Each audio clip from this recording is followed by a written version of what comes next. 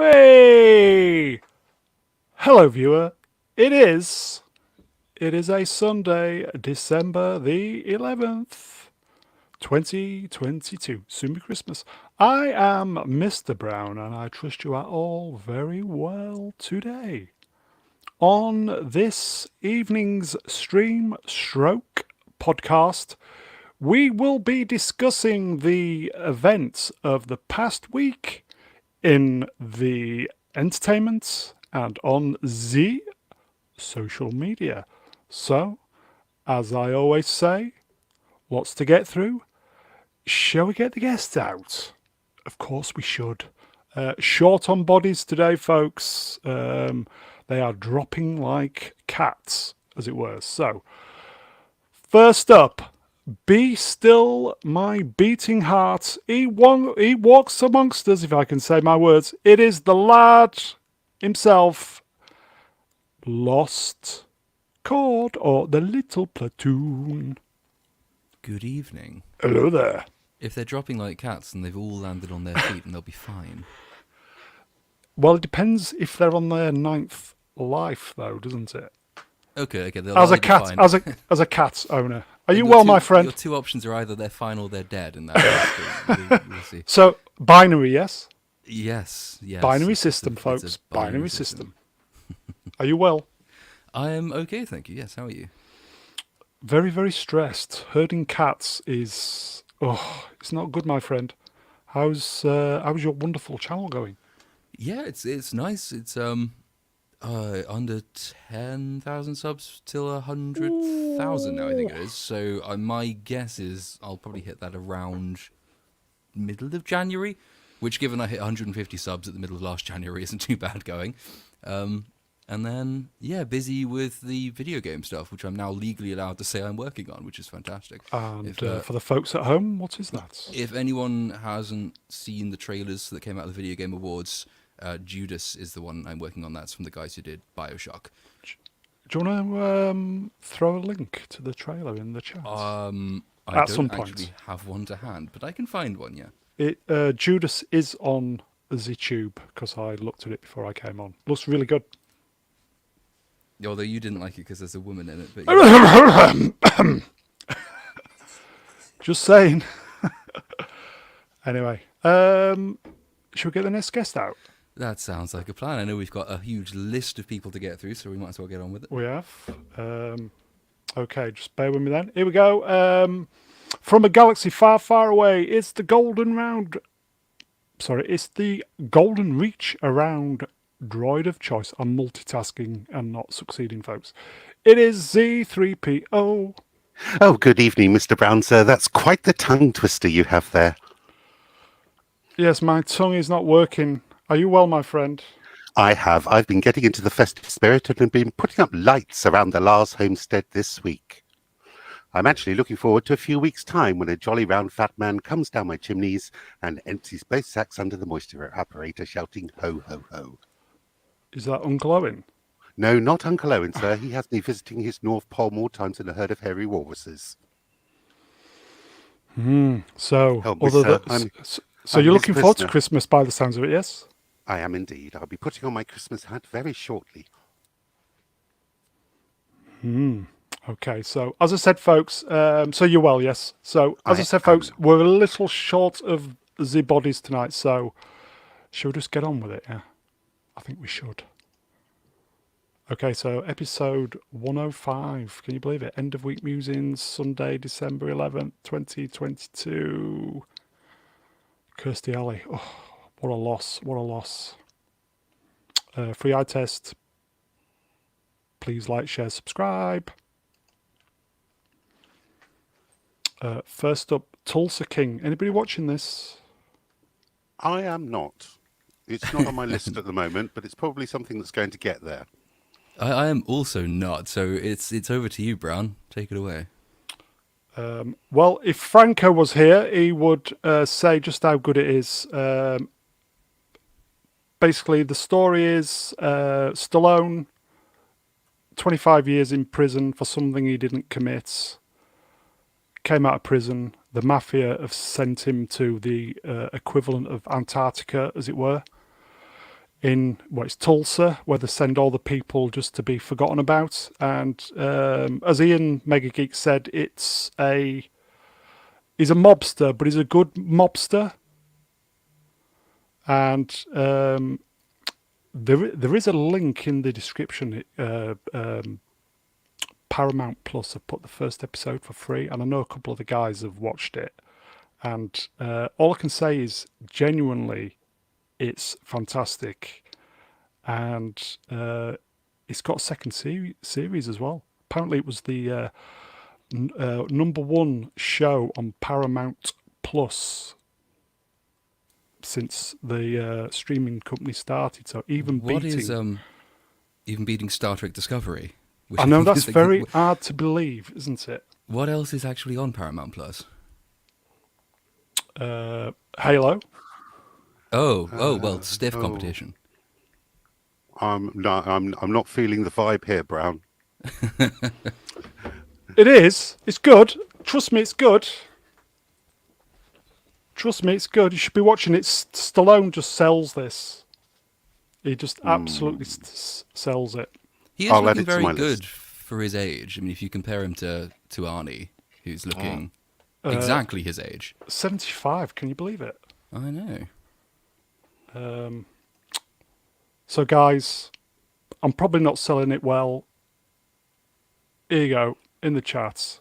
We'll leave the last word to Franco, at Mr. Brownlines. That's me. It's bloody brilliant. So, there you go. I'll add it on the list. Shall we move on? Yes. Oh, this is much better. I have actually seen some of this. And your thoughts, my friend? In a weird way, it's one of my favourite things on TV at the moment, but not because it's any good, because it really isn't. It's one of those shows that doesn't even seem to think that it deserves to exist. That there's bad media where they're clearly trying something that isn't working. So think Thor: Love and Thunder, which thinks it's funny, or She-Hulk, which thinks it's funny. Multiverse of Madness thinks it's quite innovative in terms of its visuals. Zack Snyder thinks he's edgy. Willow doesn't think it's anything. Willow doesn't think at all. Willow is just, well, we've got this property and it's lying around. Why not, I guess? But it's so, everything about this is terribly done. It's a fantasy show, right? And so fantasy can often be quite cringy in the way that they will quite often turn dialogue into this ornate, quite prim and proper fantasy speak. Willow doesn't do that, but Willow doesn't do anything because all of the actors in Willow speak like they do in their day-to-day lives. They've obviously been pulled straight out of casting call in some California acting school. And they've not really been told to act at all. They speak exactly as they do. There's one speech in the first episode from a princess where she uses the word like every other word like. It's like so terrible, and it's honestly, there's nothing about this to recommend it apart from the fact that it is so bad it's quite funny. Warwick Davis, who is supposedly, he said at least, he's taken inspiration from Mark Hamill's turn as Jake Skywalker in Last Jedi. Why anyone would want to do that is beyond me, but you can kind of tell he has, not just because he's got the same haircut, but also because he just doesn't give a shit, and that really captures Luke's I don't give a shit mentality. In Warwick Davis's case, though, his I don't give a shit is I'm not going to read my lines with any inflection or act at all. I'm just going to read what the script is that's in front of me, and the script is probably on a board just behind the camera as well because he looks off into the distance like that. Oh, he reads his lines. Yeah, it's... Now this, I absolutely do not understand this at all. I share a village with Warwick Davis, and my kids went to school with his. And he was the host for 3 years running of the A1 Music Festival, which was all the schools which were down our section of the A1 put on a festival. He was absolutely hilarious. He was lively, had personality. He was amazing on stage. And I just do not know why he's delivering his lines. Bored. Shall we bring somebody on who might actually know about this program? If you want. Have you got another one of the Ewoks with us? Look who's here, everybody. Critical drinker. Oh, hello. Good evening, sir. Good Hey, evening. Will, you're right, my friend. I'm all right, thank you. I don't know if I could say that I know about this show, but I've seen enough to know that it sucks. Shall we just quickly bring some other guests on before? Oh, the drinker Hello, turns up and then I everyone know, suddenly it's wants like to be with buses. us. Wookie Fever is here. Hello, Wookie. You're right, my friend. Mr. Brown, how are you? Yeah, I'm pretty good. A little bit stressed, but you good? Yes. I'm pretty functional so far. Okay, so you're well. Yes. Shall we bring another Yeah. guest on? Look who's here, everybody. Newly married. Can you believe it? Rennie L. Rennie L. Congratulations, Rennie. Thank you so much, you guys. It's been a really, I've really had a roller coaster of a weekend, but it's been so great. And still having fun and in newlywed bliss right now. So hope you guys are doing well. Congratulations. You could be in Vegas for your Yeah, honeymoon. You congratulations. could be in Barbados for She's your here. honeymoon. You could be in the Caribbean for your honeymoon. But everyone knows the best place for a honeymoon is here. Not here. So Now you welcome. get to hang out with us absolute chads. Truly, you are blessed. I know, I'm such a lucky gal. We just couldn't afford too much time off and to go too far. So we stayed fairly local, but we still had a great time and we fit a lot into our weekend. Since the new husband's taken a nap, I figured I would pop in and say get in. hello. And then we're going to go do some cool stuff at the botanical gardens tonight. So I'm really excited. Sounds good. Sounds lovely. But everyone knows you are really already married to this job. So thank you You're for not being with supposed to us. tell people that. Yeah. Okay, so And truly, this job is a cruel mistress as well. it is when you're trying to herd cats. It's horrendous, but anyway. So, Willow, thoughts? Well, it's shit, basically. Have you seen any of is it 2 episodes now? I suffered through the first episode. Ooh. I have not brought myself to watch the second one yet, but man, that was difficult. That first 20-30 minutes of episode 1, I genuinely was gritting my teeth, like thinking, Ooh. I can't believe what they're doing here. I can't believe it's this bad. I didn't expect it to be good, but like I didn't expect it to be this degree of terrible. And I caught some of the chat that you guys had about this already. The fact that the princess speaks like she's just a Southern Californian who just walked in off the streets of LA and just started talking, like with no Wasn't idea Rennie, of was the it? with no idea of the character that she was meant to be playing or any of the kind of inflections that a princess should have. I don't understand how this nation state that they're in seems to function, where you've got Americans and Brits just mixed in with each other. You have people of all different ethnicities all mixed in together in what I think is a pretty small geographical area. Yeah. None of it makes the slightest bit of sense. No one seems to care. It's just trash.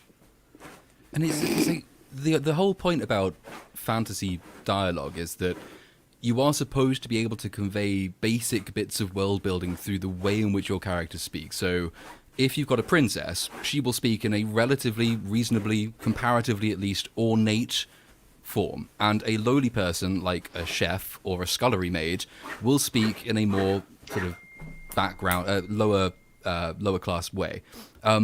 The scullery maid in the first episode, who turns out to be an incredibly important character, speaks in exactly the same way as the princess does, and the princess speaks in exactly the same way as her best friend does, who's just a normal sort of knight girl. And the first thing the scullery maid does when she's revealed to be an important character is just has an argument with an actual princess, the person who could theoretically sentence her to death, as though they are complete social equals. And I just nothing about even the basics that should convey order in the world are just not there. But I noticed the same thing when she's dealing with the prince, where he's having a love affair with her. You know, it's the kind of classic story where he's a highborn person, and he's probably had dozens of these maids or serving girls or whatever, because they're not equals to him in this society. You know, he can just have affairs with them and discard them because that's what you can do in that kind of medieval culture. But again, she talks to him as if they're equals, and her attitude is like, well, you have to respect me, and we can't have this relationship if you're not willing to commit to me. And I just thought that's not how a scullery maid would talk to a prince in a situation like that. It's like, you do not have the power in this relationship. But again, the writers can't project themselves beyond their own life experiences and their own view of the world. Do they know anything about history? They might, but they just don't care, because what they're trying to produce here is just a fantasy world that's fantasy in name only, but it's really just a microcosm of our own modern day culture. 'Cause that's all you Californian get. life. Pretty much, yeah. And yeah, like obviously, the main princess, she's gay for the night girl, because of course she is. I was so disappointed in that, because they trailed it beforehand when they said it was perfectly natural for us to write a queer romance into the show, and I thought, yes, finally, I will not have to go to dodgy porn websites to see gay midgets. But now it turns out no. Now it's Little just a people. bog standard, boring lesbian romance, which is just thrown in for all of about 2 seconds, and then yeah. So Is no this gay midgets. Lucasfilm stroke Disney scraping the barrel? It feels like it, because it's like, well, what franchises have we not destroyed yet? Like, Star Wars is pretty much done. We're in the process of destroying Indiana Jones. What else have we got that's left? Willow, like a kind of a fairly forgotten fantasy movie from the 1980s that's got it's got a little bit of charm to it, but it's not something that people were crying out for a sequel to. But it's like, yeah, sure, let's go with that. Joanne Wally in it? No, I Joe don't Wally. think so. Is it what's her name from Sorcier? Oh, now you're asking. Val Kilmer's ex-wife, Yes, the really yeah. nice looking one. She not in this? I don't think so. I don't know if they've got another actress to replace her. Give me a second.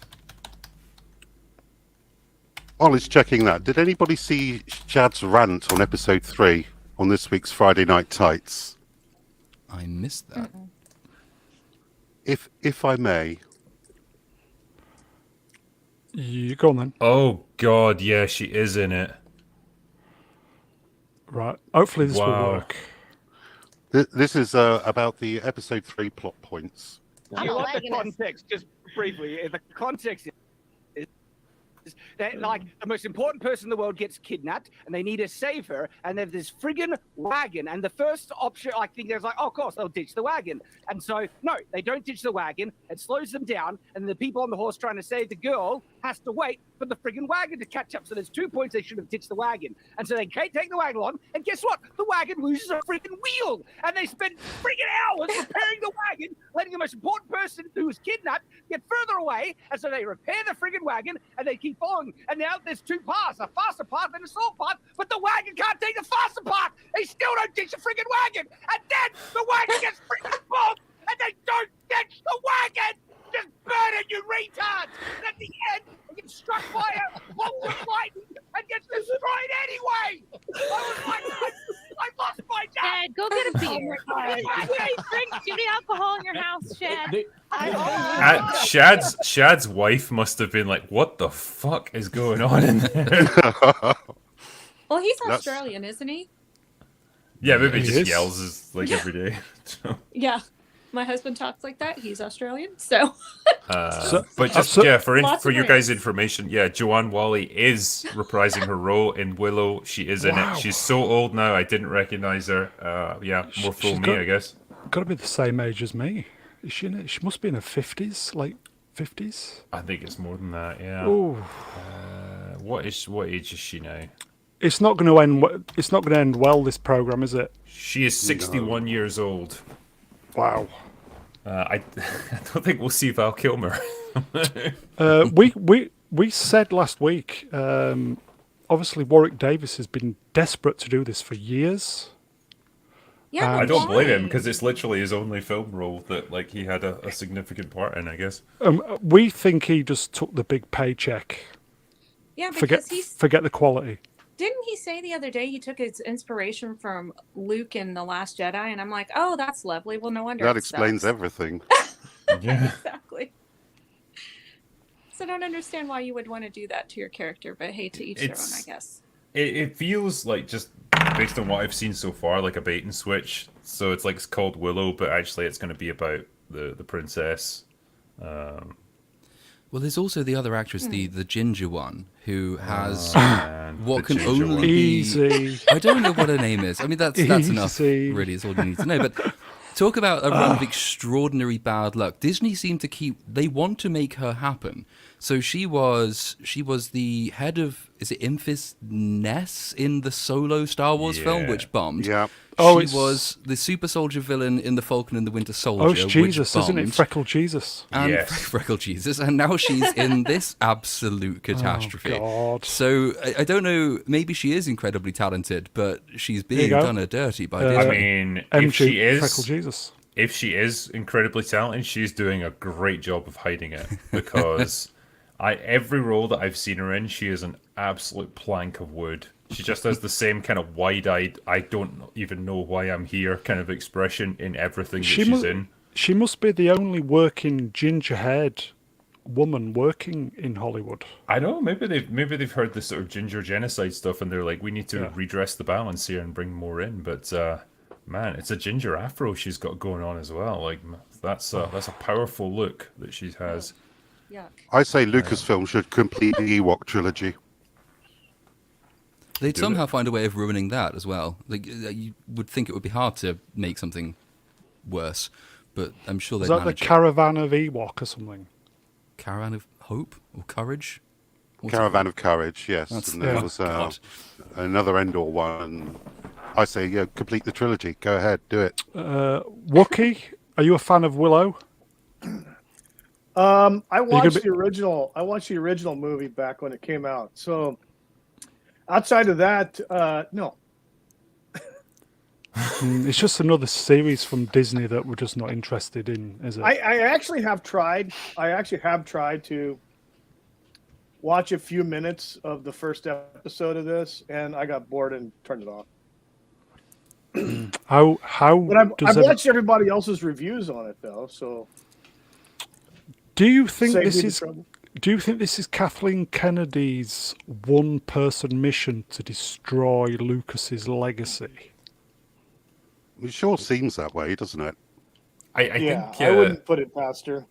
I wouldn't attribute it to malice when you've got incompetence there as an explanation, okay. and I honestly think like her rationale and her creative impulse for basically everything is like, how can we put a woman as the main character in this, and like it doesn't matter if it makes sense or not, just do it, and that's what like just results in disaster after disaster. Like we know what's coming with Indiana Jones 5. Like we know what Phoebe Waller-Bridge is there for. It's content consume, isn't it? The Indiana Jones 5 stuff is just ridiculous. On this channel, on this stream, several times, if ever the question is raised, who should be the next James Bond?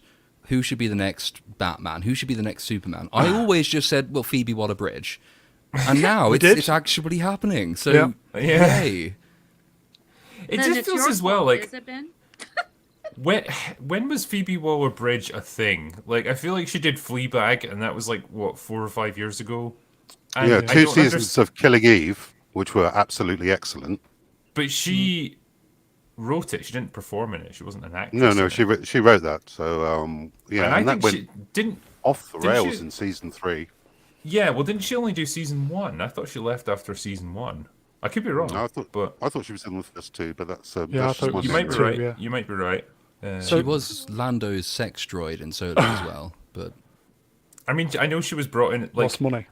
it's like in Hollywood, she's just this like person that they keep trying to make happen. They keep trying to bring her into things because they want to have a Brit. I was going to say, is it because because she's British? I think there's an element of that. There's this weird assumption that, well, if you're British, then you're probably like a little bit more intellectual, or your humor is going to be a little bit more sophisticated, and you can work that into the script. And the fact that Fleabag was kind of a feminist comedy, probably appealed to someone like Kathleen Kennedy, who just thought, right, let's combine all these wonderful elements that I love into one person and get her into this movie as the next Indiana Jones. And I just don't see how it can possibly work. Here you go, folks. CP Joker OC. Kathleen Kennedy to do an American Graffiti show next. Oh no. And then T8, was it THX118 afterwards? Just to completely destroy. It's like we've done everything that Lucas has ever Just made. to completely. What about Howard the Duck? There is that. No, that's already ruined. I reckon she knows she's got advanced copy, and she knows she's been written into his will, and she's just trying to kill him with rage by doing all of this to all of his properties now. Like, make George Lucas die of despair and Kathleen Kennedy inherits. I mean, whatever he's got her inheriting, he must be regretting it now. I know it's referenced all the time, but like that little round table discussion where you've got Kathleen and George together, and it's just after he's, signed over to Disney, and she's like, "Oh yes, I want to make sure that these characters are protected and that they are given great conclusions to their arcs and so on, and they're treated with respect." And when you look at what they actually did. It's just so genuinely, as a fan stroke customer person who loves these, it's just so upsetting. How did it get to this? How much time do you have? Well, I think it's the environment at Disney is the writers just won't stand up and say, no, this is dog shit. They'll go, yeah, well done, well done. Well, I think the problem is that the writers that people like her have hired are people who believe in this stuff wholeheartedly, and so they're not gonna stand up against it because they love it. I mean, I'm sure there are people that legacy employees and so on who hate the direction it's going, but they don't have any power within the company. And yeah, like if they were to speak up now, they just get fired. That's it.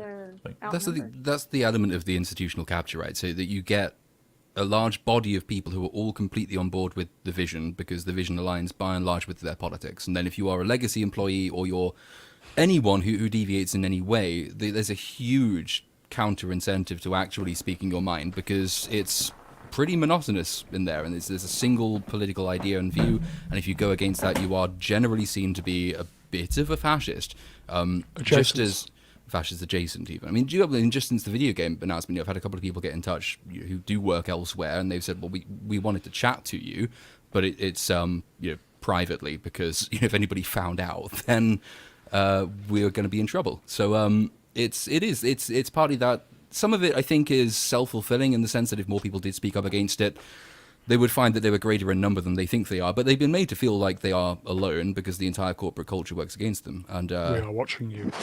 I mean, honestly, what I'd love to see is Elon Musk buying Disney and just doing what he did to Twitter. Absolutely gut that place from stem to stern, because that's what it needs. It's like, we're going to fire basically everyone who doesn't pull their weight and who doesn't is like. Are Apple going to buy Disney? And Apple are just as woke as Disney, there's been talk, isn't there, that Iger's just basically doing it up like you would do up a house before you're wanting to sell it. He's been brought in to try and right the ship, and then they're going to sell it off to Apple. I don't know if that will happen. Okay, so shall we just move on from this? It's just a bag of shite, isn't it? Not needed, not wanted. Moving on. Correct. This is on in a few weeks. Anybody watching Jack Ryan? Anybody seen any of the other series? I hate to say it, I haven't. Mm-mm. And it was John Krasinski that's in it, isn't it? I thought so. Was that? Yeah, that was the early TV. That was the season 1 and 2, wasn't it? It looks like they've recast. Oh, that's a shame. I like John Krasinski. So do I. I thought this would be up your street, Drinker. It is, and it's one of those things that with I just, Ryan Drake. Yeah, I want to watch it. It's just finding the time. That's my problem with so many things. People are saying to me, you need to watch The Boys season 3 and review it. I'd love to. If I had about 500 hours in a day, I would happily watch all of these things and review them. It's just getting round to it. Anybody else interested in this? No. But I haven't watched an episode yet. It's on my watch list.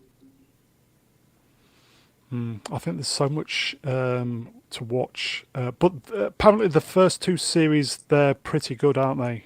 So if it's been renewed for a third season, it must be okay. I would imagine. Hold on a minute. Halo's got 2 seasons. Renewal does not equal quality, but maybe it is. The Witcher's got 3 seasons now. Oh god. So did Batwoman have 3 seasons. I know I like Halo. I know season 1 was a bit, in fact, probably quite terrible, but it was made 3.5 years ago. I'm hoping that season 2 might be better, but damage is done, maybe? I don't know. Anyway, Stream Killer. We'll move on. Speaking of Stream Killers, this is old Roundhead's new film coming out, isn't it? Glass Onion. Everybody interested in this one? I thought the first one was dire. Yeah. I think that first movie fooled so many people into thinking that it was smart. It was just ridiculously contrived and smug. It's like that's not the same as being intelligently written. I just expect more of the same, really. Like, it's, if anything, I guess this is the kind of movie that Rian Johnson is better suited to making. But I still don't like his writing. I think the plot contrivances of that first movie were ridiculous. And yeah, when we tried to break it down, like we did it on EFAP and then I think like a happy hour. Miserable hour. Yeah, it was an unhappy hour, actually. I don't know why we picked this movie. Yes. It was just like, well, we had to suffer through it, so we might as well try and like get some entertainment out of it now, like just by breaking it down. But wow, yeah. That could be a good idea for a show. Something that you hate. Unhappy hour. Yeah. But if your plot hinges on, like, say your protagonist vomiting spontaneously when they lie, wow, I don't know what to tell you. You've got a pretty unusual film right there. I think Rian Johnson's trying a little too hard to make Daniel Craig a modern day Poirot, and it's just not going to work. He killed Bond, and I'm never going to forgive him for that. That's Daniel Craig, by the way. Totally complicit, killing James Bond. Yeah, I was going to say, you can accuse Rian Johnson of many things, but killing Bond is... It's just like somehow through the force of his own stupidity, killed Bond. Like, it's these movies are strange. I feel like we're a bit lacking in, what would you even call them? These kind of cozy mysteries, these Poirot type mysteries that we used to get. Murder, She Wrote, or Poirot with David Suchet. Yeah, I mean those, the genuine kind of stuff. Yeah, they were on British TV, and like for the Americans watching this, I don't know if that means like much. Like I don't know if you guys were aware of any of this stuff. I'm a big David Suchet Perot fan. Yeah, because when awesome. Because I watched Death on the Nile with Gal Gadot and all the others, and that was pretty ropey, and I could see that was very much a 2022 movie, if you know what I mean. But yeah, with this seems to be the only kind of alternative for that sort of thing, where you've got like a cozy murder mystery taking place in a house somewhere, like a big country manor. You've got the sleuth detective, who's a gentleman who's got to uncover the family drama that's prompted it all. Like all the elements are there, but it's like Rian Johnson trying to put his own stupid spin on things, and it just comes across as really smug, and it doesn't work anywhere near as well here you go, as folks. Brian Sink in the chat. Rian Johnson was complicit in killing Luke Skywalker. Yes. Yes. Indeed. Yes. Anybody going to be watching Glass Onion? Anybody care? No. We've got nothing else on. I don't care, but yeah, if there's nothing else on, I might see it. I don't think I will watch it. I don't care enough about this character to feel like I want to go on another adventure with him, and even just to like watch it for the sake of tearing it apart. I don't think I even care enough about it there to bother with it. Wookie, you could be watching Glass Onion? No. I'll probably be watching a Warner Oland movie.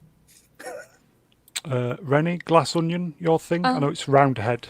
I'm gonna have to say, unfortunately, not. But thank you so much for asking. Okay, I don't think anybody is. We'll move on. You know, even that was the first movie I saw that he made, Looper. A lot of people critically acclaimed it. I didn't think it was that great. I wasn't entertained. The time travel mechanics in it do not work. Yeah, I can say that much. I totally agree with you. I think I enjoyed it at the cinema, but I've not watched it since Looper, so... okay. I haven't seen Brick. A lot of people have recommended Brick to me as like his really debut movie that's meant to be really good, but never got around to watching it. I think the only thing that he's done good was those couple of episodes of Breaking Bad at the end. Yeah, but then he's not working with his own totally in script. control. I'm so sorry, Drinker. I didn't mean to interrupt you. No, that's cool. Okay, so we'll move on from Glass Onion. I don't think nobody's interested. So, news time. It's Lord Chord's news round. Yay.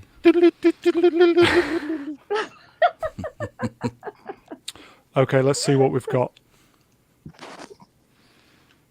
This week, this was a genuine shocker. Kirstie Alley died. 71. Apparently it was colon cancer, just very, very recently diagnosed. So within Tragic. 2 months. Didn't even know she was ill, actually. No. Yeah, same here. Because she was quite... Because I followed her on Twitter. She was quite active until recently. So that would kind of, obviously, putting 2 and 2 together would explain it. But I think of people of a certain age, hence why I've put the picture of Savick.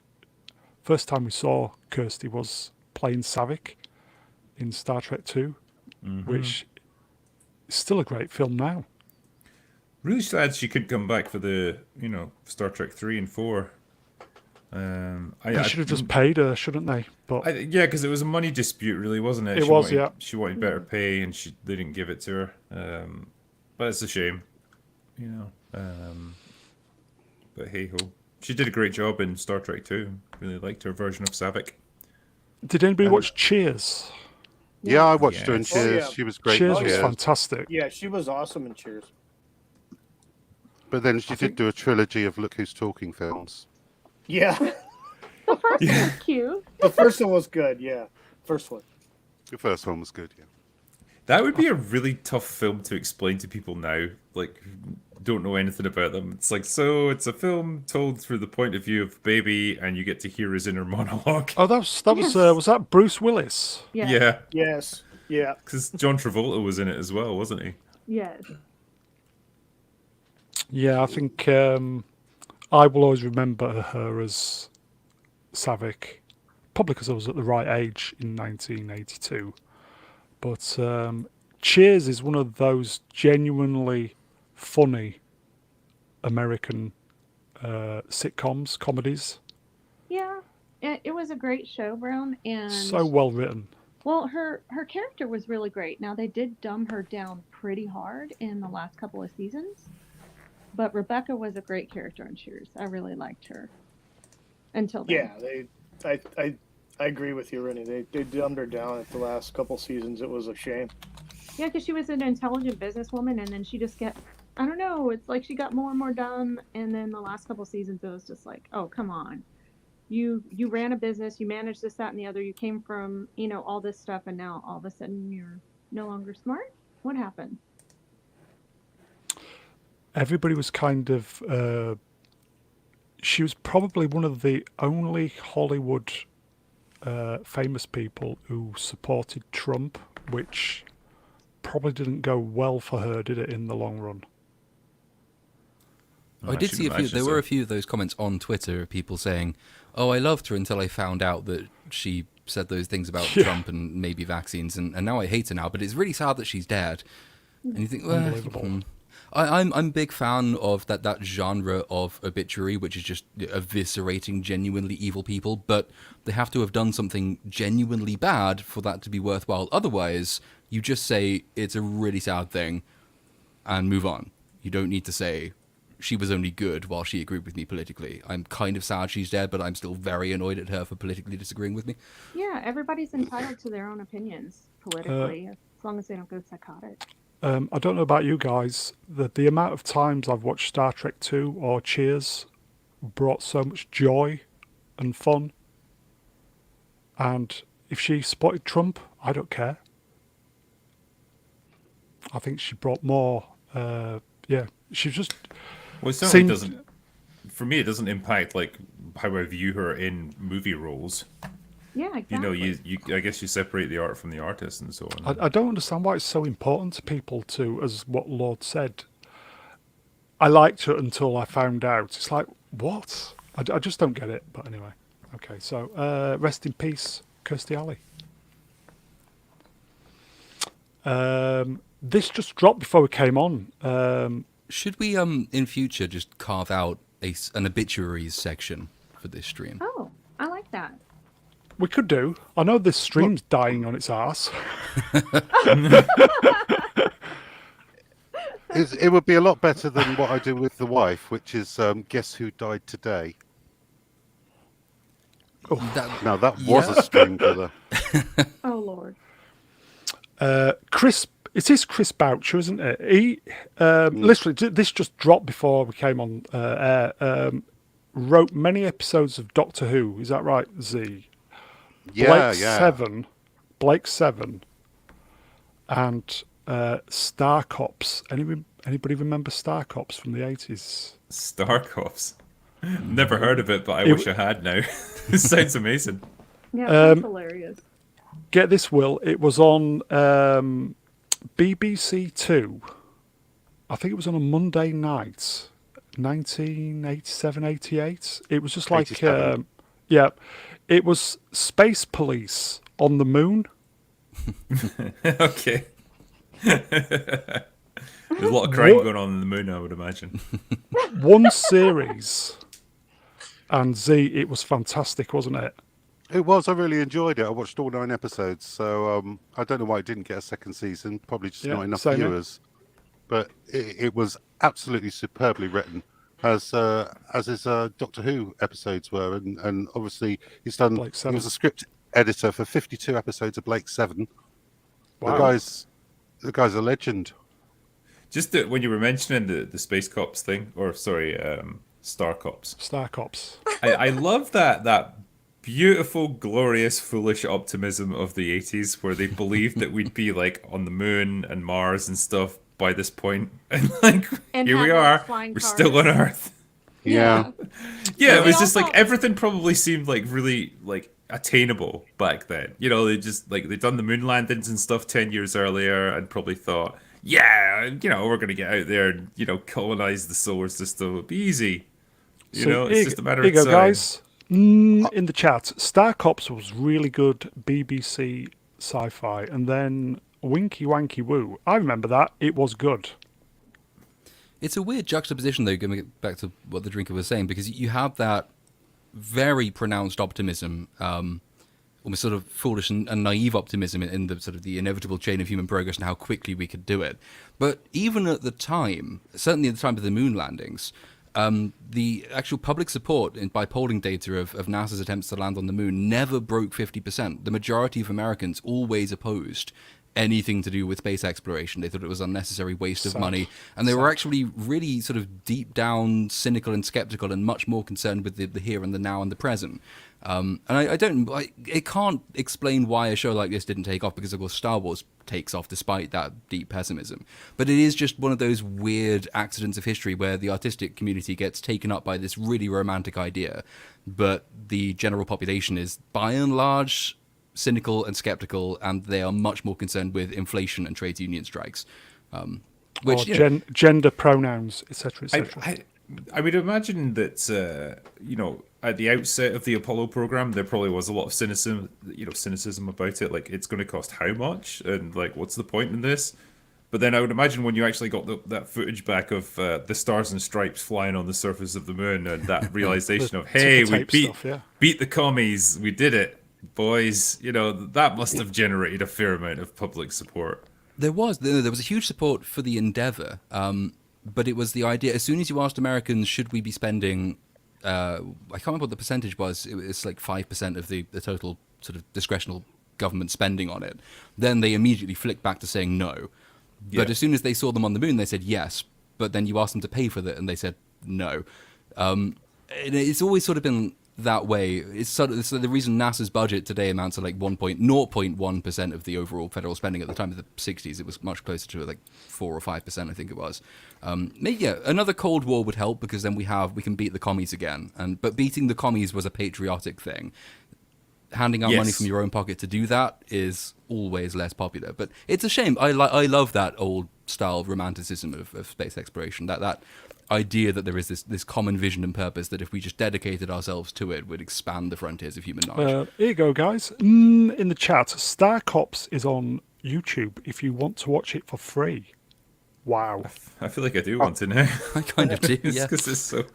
I'm going to go back. I need some... Yeah, just a little bit of that like cheesy 1980s like optimism for sci-fi. It was just. I just remember it as being genuinely good sci-fi. And then there you go.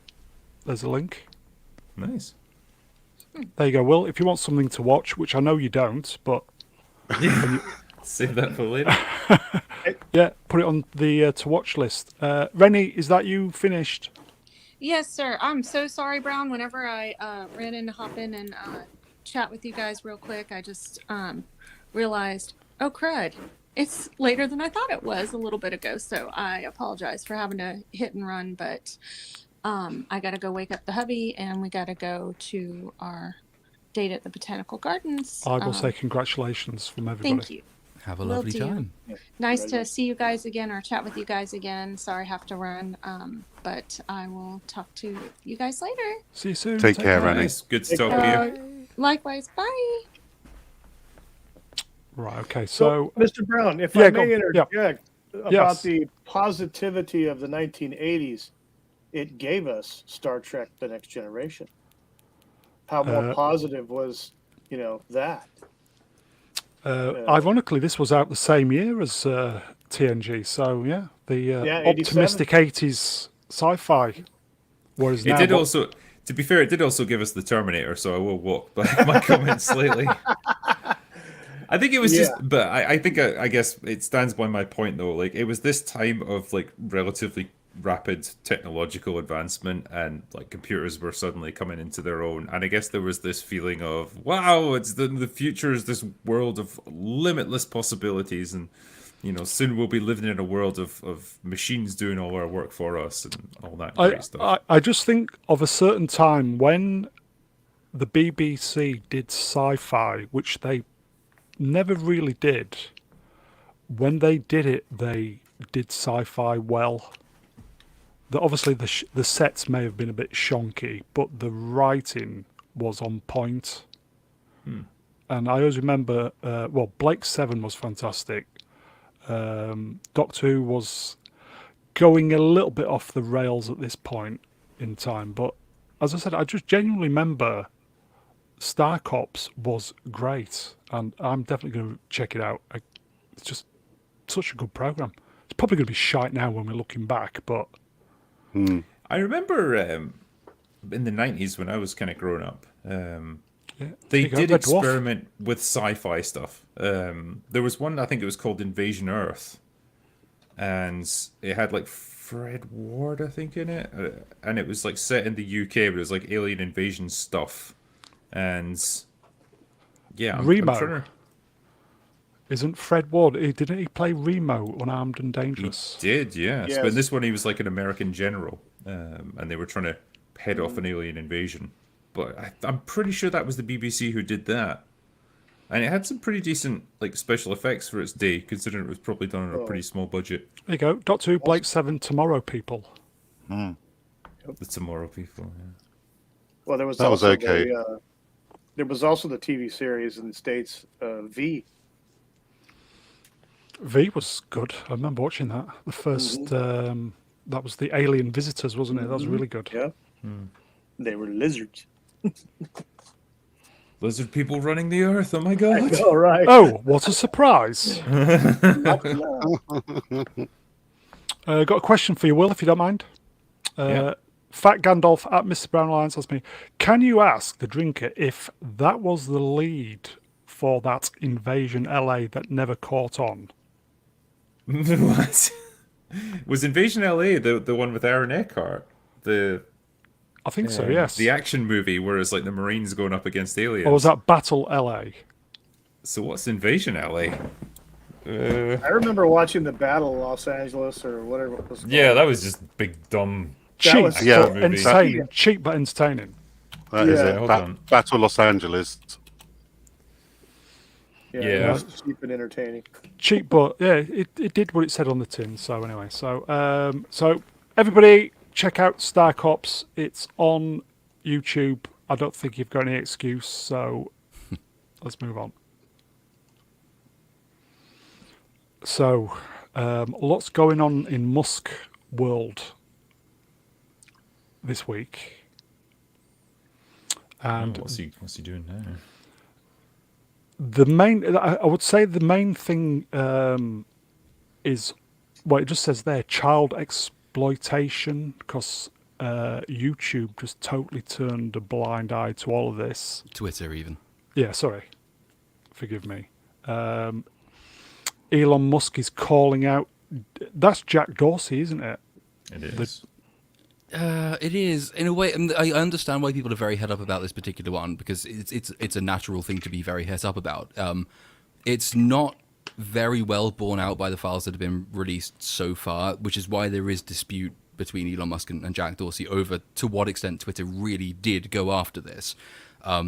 Elon would argue, as he does in that tweet, that actually there was a team working on it, but they weren't really working, so they've made it a top priority. I think it would be fanciful to suggest that Twitter paid no attention to child sex exploitation. This is all trying to get your stream demonetized, by the way. Sorry. Don't worry, don't worry, it's demonetized anyway. It's slightly it's an irritating sideshow from what is and really should be seen as the key takeaway from this, which is the heavy involvement of the national security state in the running of social media companies, to the extent of weekly and even several times a week you will have meetings with a previous Twitter executive and the FBI, the NSA, and a number of other US government bodies. I can guarantee you that's also happened in this country, though I can't say why I can guarantee it. That's the controversy here. And annoyingly, it's sort of part of Elon Musk's character. He's not very predictable. He is essentially your ordinary Twitter shitposter, and so he won't necessarily pick on the line he should be drumming down on. He should be really beating on to emphasize the problem under the old regime, which was, yes, there was all this stuff happening allegedly, but the real provable thing is that you had the FBI directly intervening with a Twitter authority which was not bound by any terms of service and frequently changed its terms of service to meet its own political objectives and the objectives of the FBI, and therefore, by extension, the FBI intervening in a US democratic election. That's the real scandal. And so the child sex exploitation stuff is important. We'd need to see more evidence for exactly what went on to be able to say what exactly went on, but we already have enough evidence to say what the real problem was, and annoyingly, it's being distracted from by this kind of stuff. I mean, is Elon just being like a bull in a china shop at the moment, where it's like there's a million different issues within Twitter that he's trying to address all at the same time, and he doesn't like really think about which direction to go. He's just like, right, I'm going to talk about this thing today, because he seems to have been going after like Fauci today that I've seen. So it's like that's yet another thing that he's trying to take on. And it's not one of those. That's one of those strategies that is really.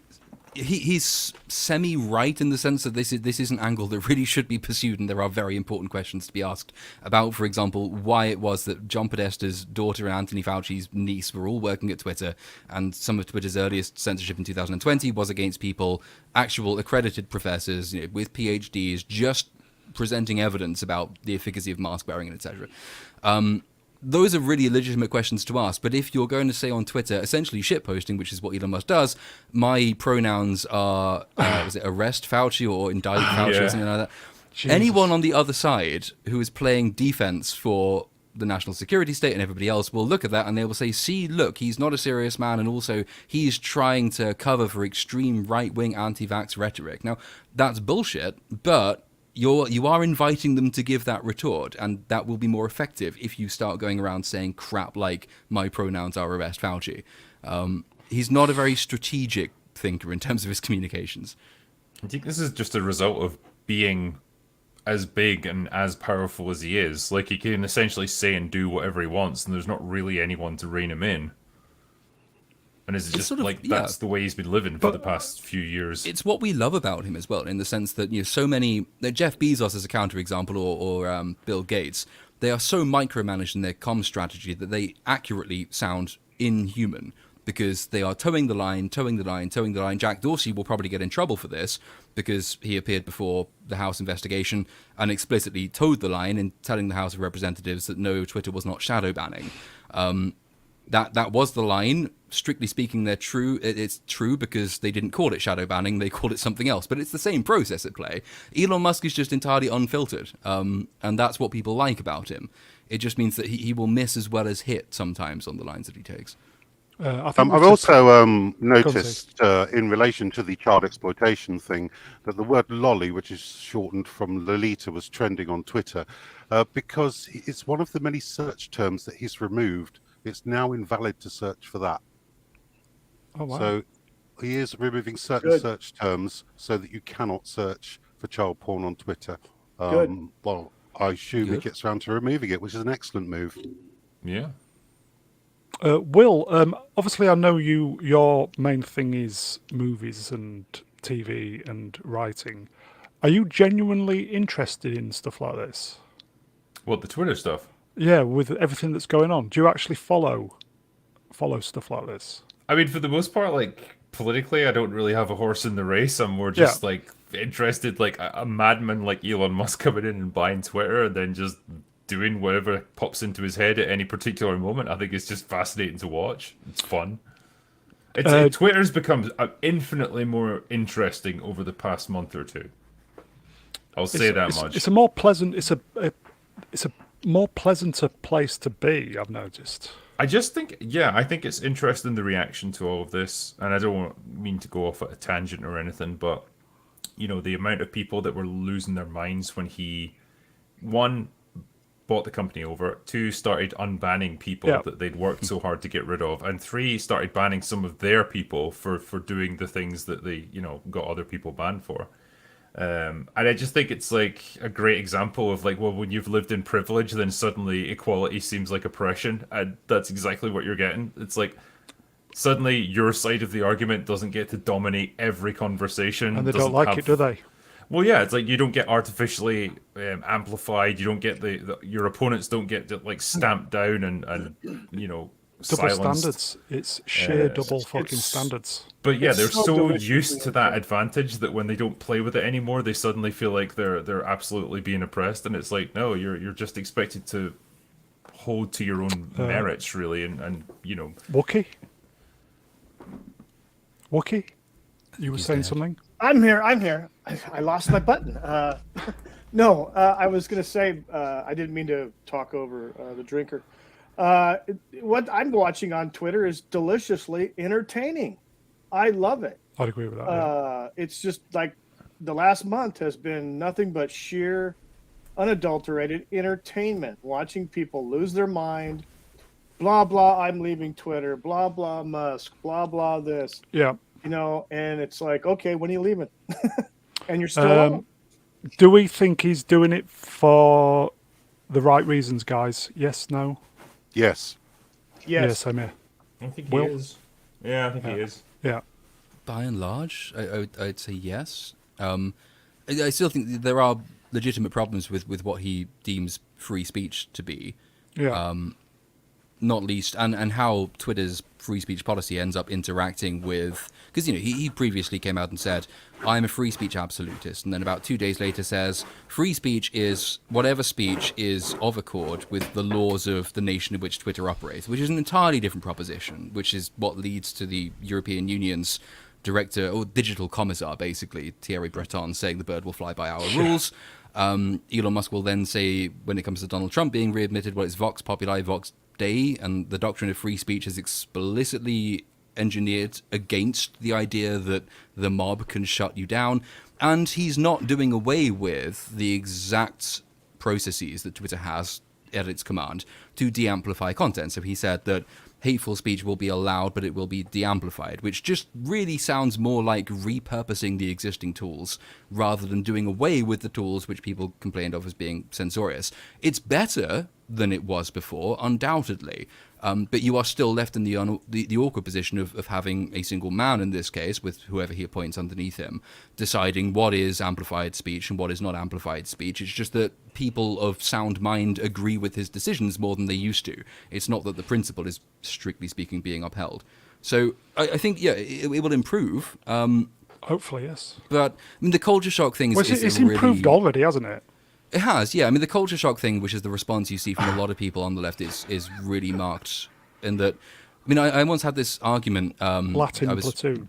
While I was, I don't actually know a huge amount of Latin, but while I was at uni doing a journalism masters, and we had some guy in from the BBC, and we were talking about Brexit, and of course it's a London university talking about Brexit, so I'm the only person in there who didn't hate it. But the guy from the BBC was saying, well, of course we can't give equal weight in terms of numbers because not all experts are split 50-50. Genuinely didn't understand, though, and not many people in the class understood that really what that amounted to, much as with Twitter, was this rebalancing of the scales. They had heard nothing but their own view parroted back at them for such a long time that they assumed their own view as the default position. And you could either be to the left or to the right of their position, not to the left or the right of where the public actually stands. And so when you say, well, hang on, the BBC only had, I think it was like 2% of its question time guests on between 1990 and 2010 who supported Brexit, they don't really compute that. And then you say, shouldn't the BBC give equal time to Brexit demonstrators or people who don't think that communism is the correct answer to climate change? They say, well, no, because that's so far outside of our worldview. But there is also malice as well as incompetence in the Twitter response. So if you see the almost bot-like response from everyone, from Robert Reich, the former Clinton Labour Secretary, to Mark Ruffalo, and Elton John, who's just announced he's quitting. Yeah, he's gone, Twitter. hasn't he? They all use exactly the same words, exactly the same mindset, but the words are the key thing. They all say he is allowing, I quote, dangerous, and I quote, disinformation. It's this danger aspect that comes out, this idea that somehow allowing people to speak freely on Twitter, it doesn't matter whether or not they the question of whether they have the right to speak freely is irrelevant. Is what they're saying dangerous, as I've defined danger to mean? And of course, I'm the one defining it, so I can tell anyone that anything is dangerous. That's the sinister and slightly less incompetent, more malicious stuff that comes out of this sort of Twitter campaign of censorship, and the fact that it's repeated time and time again, word for word, by so many people with a vested interest. There are a number of people who are trying to weaponize every single hate speech crime on the book to try and find an excuse to file a class action lawsuit against Elon Musk's takeover of Twitter on the grounds that it breaches national hate speech laws, for example. That's the sinister thing. And it's something to keep an eye on as well, because there are jurisdictions where that kind of case could be taken forward. We've got a new guest, everybody. Here we go. Hello, Movie Cynic. Hello. Hey, everybody. Hello. How are Hello you? there. I'm good. How are Hello you guys? there. Yeah, not too bad. Movie meet Wookie. Wookie meet movie. Hey, how's it going? Not bad. How are you? Pretty good. And Will, this is a big moment for somebody. Will meets Movie Cynic. Movie Cynic. Hello, sir. Meets Critical Drinker. Hello, sir. Pleasure Hey, to how's it finally going? meet you. Yeah, likewise, man. How you doing? Yeah, man. Not bad. Just got home. I Fanboy. cannot believe I almost missed this one of all ones to miss. So here I am. Okay, so you're well, my friend, yes? Oh, yes. Yes, sir. How are you, Mr. Brown? Stressed, but you know how it is. Show business. Shall we Yes, move sir. on from this? Sure. Another one for the Lord. This is the Hunter Biden laptop, isn't it? This is the turd that refuses to flush, isn't it? Well, it's the third they tried to flush that Yes. didn't flush. Yeah. Well, I'm not going to monopolize this segment, but it's the other interesting aspect of the Twitter response is that for years you had people The most egregious one that comes to mind is NBC News' disinformation reporter Ben Collins, whose job is supposed to be to scour the internet for mainstream myths, conspiracy theories, report on those. And he's the one who really kick-started that old attack line against Elon Musk, which is, and Barry Weiss and Michael Schellenberger and all the people who are doing the Twitter files saying, well, everyone knew this anyway, so there's no story here. And so they've pivoted from it's not happening to, well, we all knew it was happening, and so this isn't journalism. And the Hunter Biden laptop story is the classic example of that. I mean, this was a story which was verifiable from the off. It was a banned decision against the New York Post made at the behest of the FBI, and eagerly jumped on by Twitter's executives. In one instance, actually breaking their own terms of service to ban the account. And now we're told that none of this is newsworthy or journalism because all of these people are just spouting the talking points of a billionaire. Well, like, I'm old enough to remember when people on the left were anti-authority, all cops are bastards types. And to see them now running defense for the national security state in that way is just astounding. The Hunter Biden laptop story is just the case in point. There's good polling evidence to suggest that a number of people would have changed their minds at the time of the 2020 election had they known that the Hunter Biden laptop story was A, story, and B, true, both of which turned out to be true. But now it's not worth reporting on because it's old news. Everybody knew it anyway. That wasn't what you were saying until Elon Musk bought Twitter. You were saying the opposite of that. You were just saying it wasn't a story or it was Russian disinformation. These people can get in the sea. These people are not journalists and you shouldn't pay any attention to them. It's fantastic to think that, if this laptop had belonged to Trump or anyone within his campaign, they would have been pursuing this until the end of the universe itself. Like, they would never have let it go. And yet now, it's conveniently like, there's nothing to see here. Just move on. Don't ask us questions. Just leave it. It's getting to the point that I actually think that there's going to be a leak of an entire archive of the laptop going online at some point. Well, large parts of it already are. I mean, that was the justification that was used for banning the story. And then the New York Post's entire Twitter account, I think it is the fourth largest paper in the States, the New York Post, was that in the first place they said, well, it's hacked material, even though it wasn't. And then it was that, there's lots of nude photographs of Hunter Biden on the laptop doing, should we say, nefarious things with hookers. And so, of course, that breaks some kind of policy they've just invented. And then I legitimately heard the argument from some blue-tick journalists the other day, which was that, well, okay, sure, the laptop story is true, and the nudes are on there, but Hunter Biden owns the copyright over his nude photographs, so we're not allowed to report on them. So if we were to put them on YouTube, we'd get a copyright strike. No, because it's complete bullshit. Of course that's not what would happen, but that was the argument they tried. In terms of the journalistic outlook for stories like this, right, was Trump such a polarizing figure that, like, he brought this degree of tribalism in? Like, if this had happened, say, in the mid-90s, for example, and it was, one political candidate versus another in terms of this laptop being discovered, would both sides have been more open to investigating it? But is it now such a case that it's so polarized that it's just like, well, this is damaging to our side, so we're just not going to talk about it regardless of what the evidence says? Well, there was a trial run for this in the 1990s. That was the Bill Clinton, Monica Lewinsky thing. And actually, you did start to see the sort of fault lines emerging that we now just accept are a given. So you had Fox News was really the one, because it was in its early days at that period, which was really pushing the Monica Lewinsky angle. This is true. To be fair, outlets like the New York Times, CNN, the Washington Post were more objective, strictly speaking, news outlets at the time, so they did report on it. But in the Senate, when the impeachment hearing came around, every single Democrat, bar one, voted against impeachment on those grounds, even though Clinton had been proven to have lied. So the polarization was already starting to take effect. Donald Trump, though, comes along and just explodes that. He exacerbates every single of the worst aspects of cultural polarization that came about, to the extent that, the New York Times, CNN, and MSNBC actually relied on Donald Trump's existence to remain in existence themselves. MSNBC was predicted to lose 36% of its entire income if Hillary Clinton had won that election. And so the MSNBC hates on Trump, but really publishes Trump and popularizes Trump because that's where they get their money from. The New York Times was more sinister than that. The New York Times pioneered a new sort of machine learning algorithm which tried to gauge audiences' emotional reactions to headlines and to articles, and then to quantify that emotional reaction, and then to tailor articles to obviously up the level of clicks and engagement, which they could then sell to advertisers, and they would drum up subscriptions. New York Times subscriptions exploded by something like 300%, I think, during Trump's first term. And then the New York Times could sell the data to advertisers, and they could say, look, we've backed this all up with this algorithm which shows us which stories get emotional engagement and therefore more clicks. And all of these were amplifying Trump stuff. Either Trump is a fascist, or Trump is in bed with the Russians, or you have to vote for this candidate to stop Trump. And really, it's, in a way, that's, again, not nefarious intent. That's just being a business person, because it earned the New York Times a lot of money for that. But it is a natural outcome with more polarization and not less. The Russian laptop thing, Russian connections, was just totally made up by Clinton. And yet,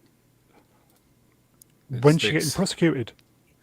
I mean, it's weird because, yeah, like, I personally can't ever remember a time when the news media acted in this way towards a president. Like, I have been in the States when Trump was president, and then years after his presidency ended, and they were still like, if you put CNN on at any time of the day, there would be some news piece about him, like just two guys in the studio talking about how this ties back to Trump and how, you know, he did this thing 6 months ago or whatever.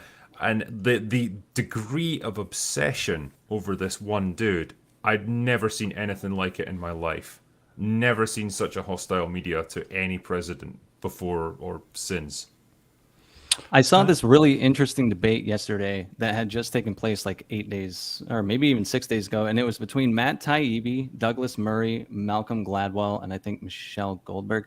But basically 2 people that work for the New York Times versus 2 people that are independent journalists now that used to work in mass media. And it was a debate where they actually could poll the audience afterward to judge who won. And Matt Taibbi and Douglas Murray, who are independent, won by a landslide. And it was basically the argument of, like, can you trust media?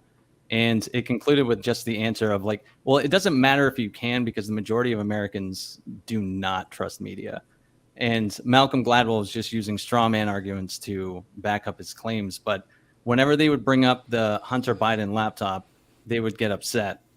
But then all at the same time, Matt Taibbi pointed out the fact that New York Times, after the Russian disinformation thing went away, and it took 3 years, they kind of threw their hands up, and it was actually quoted as them saying, like, we based our entire newsroom around this for 3 entire years. Movie, would you care to read a comment from File 13, please? Sure. File 13 says, working for the Department of Justice during the Trump presidency, I was able to see in real time the changes and policies, and the nonsense they started pushing was what you guys see now. I saw it starting in 2012. Jeez, so that's 10 years ago. And that was long before Trump even got in.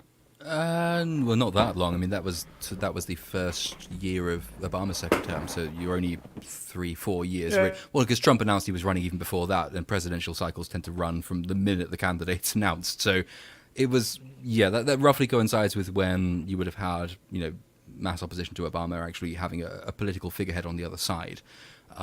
But yeah, the polarization point is perfectly true and is accurate, and it's an entirely financial reason. Eventually, the correction will come. Judging from, I have not seen that debate yet, but if people are, the question is, do people trust the mainstream media? It doesn't matter if you can theoretically. In fact, the people don't. That will eventually be the redress. Effectively, you've got CNN, the New York Times, the MSNBC doing exactly what Fox used to do, and to a degree still does, which is just turning themselves into campaigning tools for one political party or venting organs for one political faction.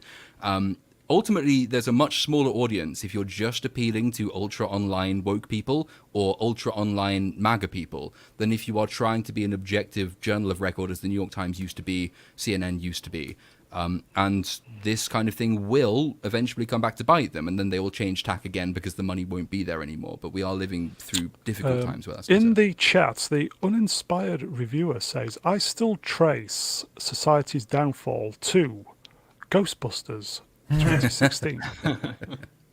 You know, we Well, live in an there's- age now where everything's driven by outrage Data. and offence, and it drives traffic. So there's deliberately steering Clicks, us towards yeah. where we're constantly at each other's throats. There's facets to this where I've heard the idea of fan baiting used as a marketing tool now, and the idea that it kind of sprang up with Ghostbusters 2016 and it's been perfected since then. I don't think it was intentional initially with that movie. I think they genuinely believed that it was just the time was right for something like this, and this was just going to ride the wave. Will you be fan baiting for Ryan Drake?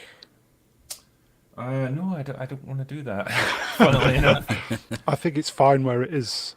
I would just Honestly, there is a really important point there, which is that, again, maybe not intentionally with Ghostbusters 2016, it's almost certainly has been used since, because if you look at, say, take Rings of Power as an example, or no, probably Obi-Wan Kenobi is probably a better example of this. Yeah, Moses when, Ingram. Before the show was out, Moses Ingram, and you have all of these stories long before the show was out saying horrible racist abuse suffered by cast member. And then you have all of the actors publishing this on Twitter. Ewan McGregor does his videos in his car.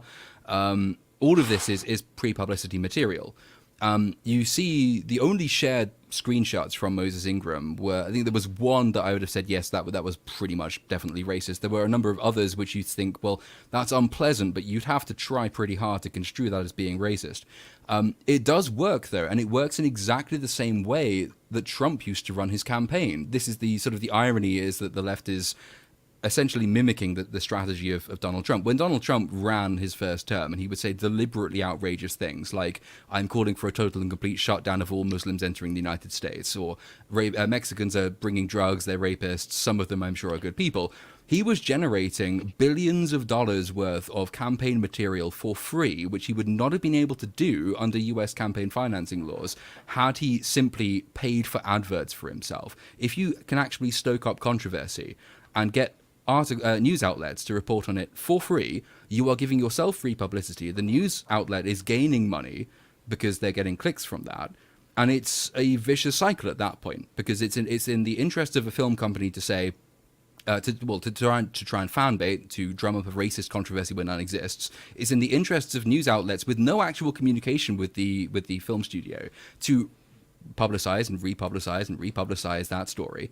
And then, of course, it's in the interest of the studio to carry that on as well. And all of this is financially incentivized, either by not having to spend money on publicity from the studio side or the politician side, and from making money from clicks on the media side. And that is something that won't go away anytime soon, because that is literally, well, it's a very effective business model.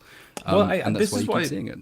This is what I wonder about. Like, are they really incentivized, like, as a movie studio to do this? Because realistically, yeah, there's going to be a certain number of like ultra woke people out there who will just leap to the defense of a product like this and say, well, there's a bit of a racist controversy swirling around this, and you know the right wingers don't like it, so I'm going to watch it just to spite them, more fool them. But then, how many people are realistically going to think like that? It's not necessarily agreement with it. It's about saturation. So if you have an article in Screen Rant, for example, saying there's a racist controversy around the show Obi-Wan Kenobi, it doesn't necessarily matter whether or not the reader of that article agrees that there is a racist controversy around Obi-Wan Kenobi. What matters is the reader is now aware that there is an Obi-Wan Kenobi show about to premiere on Disney+. People keep seeing in the headline, the Obi-Wan Kenobi show is streaming in September. That's the thing that matters. And if they read the article, they read the article. Otherwise, they're scrolling through Google and they just happen to see, because it's constantly pushed to the top of Google search pages because everyone's reporting on it. There's a new Obi-Wan Kenobi show coming out, and they can leave out the racist fan bait stuff if they want to. Everyone though knows that there is a show coming up. That is publicity. And most people don't really pay attention to the articles they read anyway. So that's the incentive. It's not necessarily that the studios think that people will agree with them that the controversy exists. It's that people are aware that the show is coming out. Yes, but they can also use this to dismiss any criticism of the show. There is that. That was part of the incentive. Has everything become just click-based now? Yeah. I mean, when I was at the FT until a month ago, and even if it's shit or good, it's just the click that counts. Yeah, how can you make a headline? This is to a degree, it's always been true, but since the BuzzFeed pioneered it, but it's especially true in the internet age. Once upon a time, you used to have quite artful headlines that were quite clever, but actually, being clever is not what you want from a headline. What you want is something which just generates clicks and outrage. So I was writing primarily about pensions, which is, with the best will in the world and all love to my former colleagues, not a sexy, exciting subject. But you could find a way to make the headlines exciting, and you were incentivized to do that, and you were told you had to. The exact same rule is followed all throughout. BuzzFeed pioneered it with its listicle system, or it's what you need to know about this, or you wouldn't guess what so-and-so has said about that. And it's a very effective model for generating clicks and attention. Here you go, folks. File 13 again. Money doesn't matter to these people as long as the propaganda is pushed. It's probably because they got so much money, they're in a position where they can do it, and they don't care. I often wonder about this. How much of it is down to, people like this having some, really strong political agenda that they will push no matter what the losses it incurs. As long as they get their views out there, as long as they project their worldview onto the rest of us, that's all they care about. And how much of it is just out of touch executives running studios who don't really know what the general public wants. They see Twitter, they see social media, and they think that represents the real landscape of the world, or they rely on marketing teams and focus groups who are all heavily slanted in one direction to guide them in terms of what they want, and they just go with that, thinking it's going to make them money, and they can't understand why it doesn't. I was going to ask Will, do you think these big corporations who are just losing money hand over fist are being funded? I couldn't tell you. I have no idea. By whom would be the question there. By No, I think big faceless. I they have a huge personally, amount of inward investment. Sorry. I personally would just ascribe stupidity to it rather than some great calculating scheme. I think my gut instinct is, for the most part, they thought this stuff was going to work. They thought that's what people wanted. They're slowly realizing that they don't. Strange World being a perfect example of that. The movie that nobody wanted or always going to watch. Yeah. Which has been made by algorithm. You can clearly tell that. Yeah, it's the boring thing is that it's an incredibly mundane reason for all of this. It isn't some grand global conspiracy. It is just internal company politics. You have massive companies, tech companies have gone through this. That's why, when Elon Musk takes over and sacks something like 75% of Twitter's staff, and there's no noticeable difference in Twitter's performance, that sort of gives the lie to it. These companies suffer from immense corporate bloat, and corporate bloat is largely in the divisions of human resources, and human resources departments are given an immense amount of power over corporate culture, and human resources disproportionately attract the kind of person who will want to ensure that the company is aligned with what quote-unquote woke social values. That's the mundane reason. It's not a global conspiracy. It's just this is how corporations work, and it's why they essentially and effectively need eventually to be brought down, and they inevitably are brought down because they suffer bloat, they become uneconomical, they lose track of their audience, and somebody else comes along, like Eric July, for example, in the comic books industry, and replaces them. That's the natural course of events, but you do have to live through a period of time where you have consolidation, monopolization, before you get to that, and we are unfortunately living in the time of the monopolization of companies with HR corporate values. If I may, shall we do a couple of super chats and then we'll move on? Apologies for the lateness of these. Jester of Roanoke, $2, thank you. Modern writer, this is going back to the Roundhead. Modern writers aren't smart enough to do mysteries, which is probably true. And then going back to Star Cops, Andrew Hill, I heard Elon is financing a Star Cops remake. I wish he'd give us some money to make Space 1999, but there you go. I mean, you can see at the moment there are two movies out right now which are the diametric opposite of each other. If you look at Disney's live-action Pinocchio, it's an absolute pile of steaming dog turds. But earlier today... Wait. Stephen King said it was amazing. Fuck Stephen King. he's clearly a source of good takes these days. Before I joined the stream, I watched Del Toro's Pinocchio, and it was an absolutely beautiful story.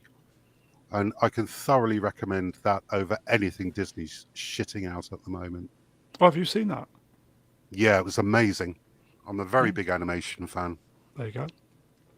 Okay, Whose was that, Z, again? Whose was that? Del Toro. Oh, okay, cool. It's on Netflix. You can watch it for All right. free. Oh, okay. Sit down, grab a tissue. You're going to be crying at the end. Not a tummy tissue, I hope. No. Okay, moving So on. it's Shall not we a move on popcorn from and beer this? movie. Okay. More Twitter stuff. Ben Shapiro, Yoel Roth. Did anybody see this? Yeah, I mean, I think we've pretty Feelings. much covered it in the sense Yeah. that you had this team in Blast Twitter. through these. Yoel Roth was very high up in that, and they would willingly change their terms of service in order to satisfy their own political beliefs and Yeah. ideologies, and they always try to that's the square every guy there. decision with that. So Yeah.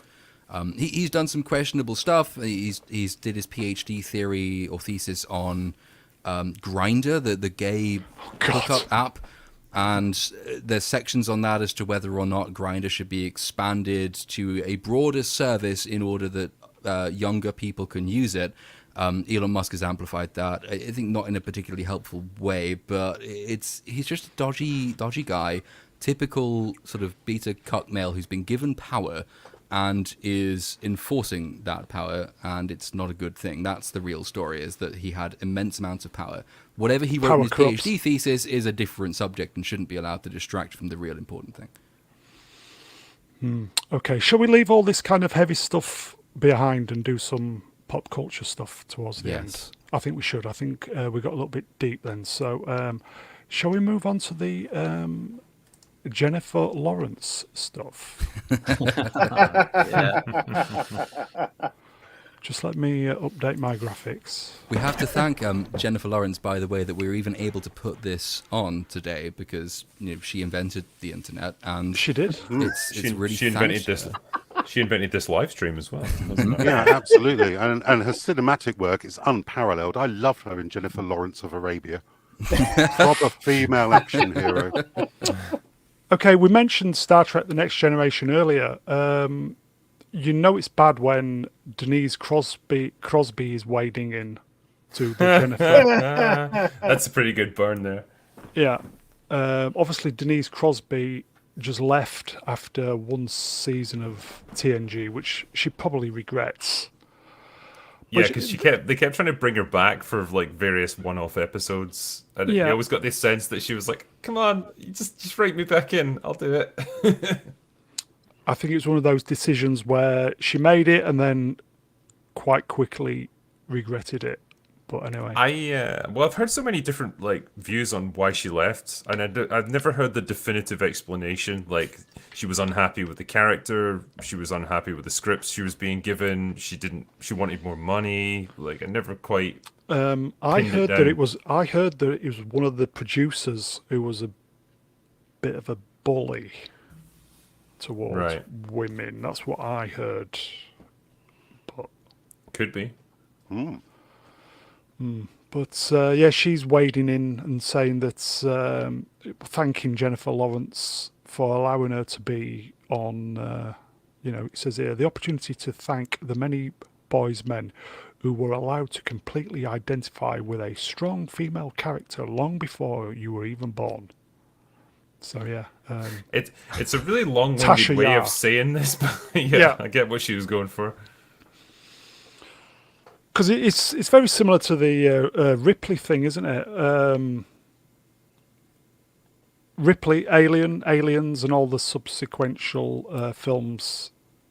Linda I Hamilton. mean, damn, and you, Swan Yeah, you, Levy. what- you can go all the way back to the start of cinema. There's been Yeah. interesting female characters that have done awesome things for decades upon decades. Yeah, And, Linda Carter in the 70s.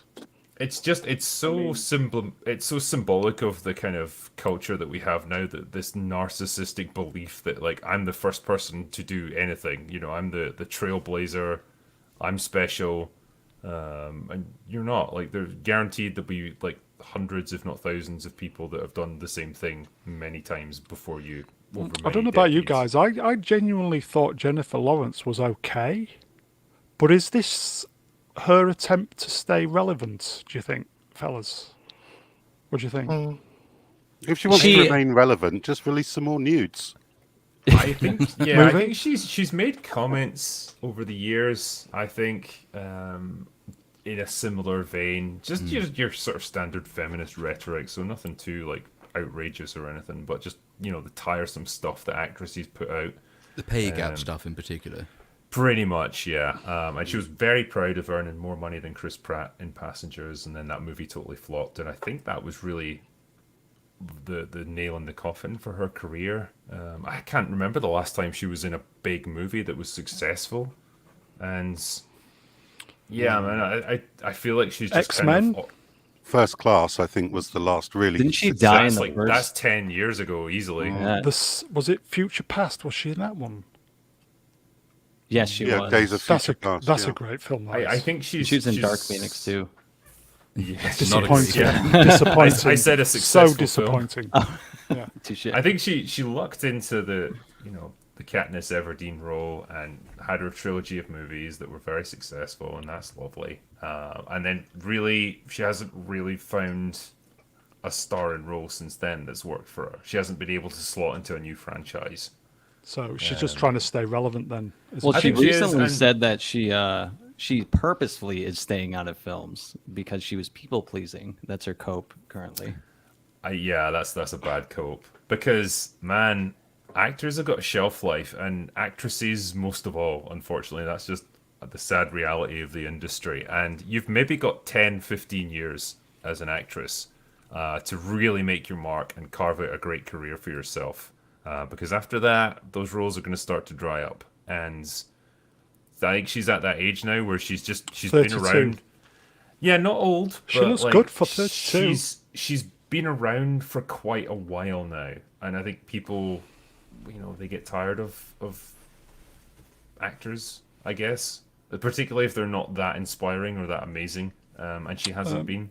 Here you go, and- Billy Bob. I liked her in American Hustle, but replaceable. I don't think I've seen American Hustle. Yeah. She, I guess that my movie point was is- good, but not because of her. Let's just put it that way. That's it. Like when has she led a movie recently? Pass. Okay.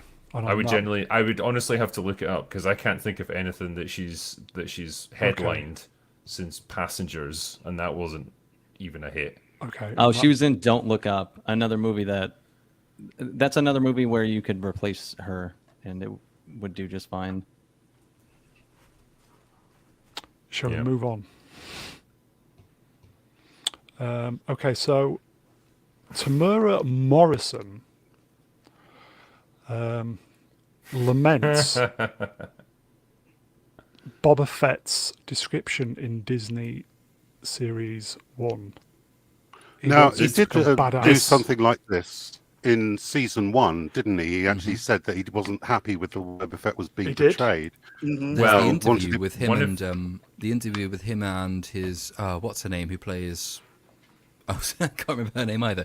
But Fennec it's a Shand. really awkward interview where he's Fennec saying Shand, yeah. Fennec Shand, yeah, and he's saying, why is he always taking his mask off? And he shouldn't be doing this. He should be doing this. And then he's always looking to the side as if someone's trying to get him to shut up, and they try and pass it off as just Tamura being Tamura. He's right though, and he's always been right about this. Every time he's ever come out and said anything about this, he's always shown a much better understanding of his character than the writers of his character display. It's kind of tragic. I think he's pretty much got it right. It's just that, and he's being bolder than many actors would in this situation in actually airing these criticisms. And more of that, the better. But ideally, of course, you actually give us a depiction of Boba Fett like the one that he's describing for us here. Are we going to see a second series, do you think? I think, yes, I think we Yeah, are. probably. God. It's just what a way to waste a character. It's so lazy. It's like legit bottom of the sludge pile Oh, kind yeah. of stuff. This Boba Fett Again, it's just wasn't invested in a single episode.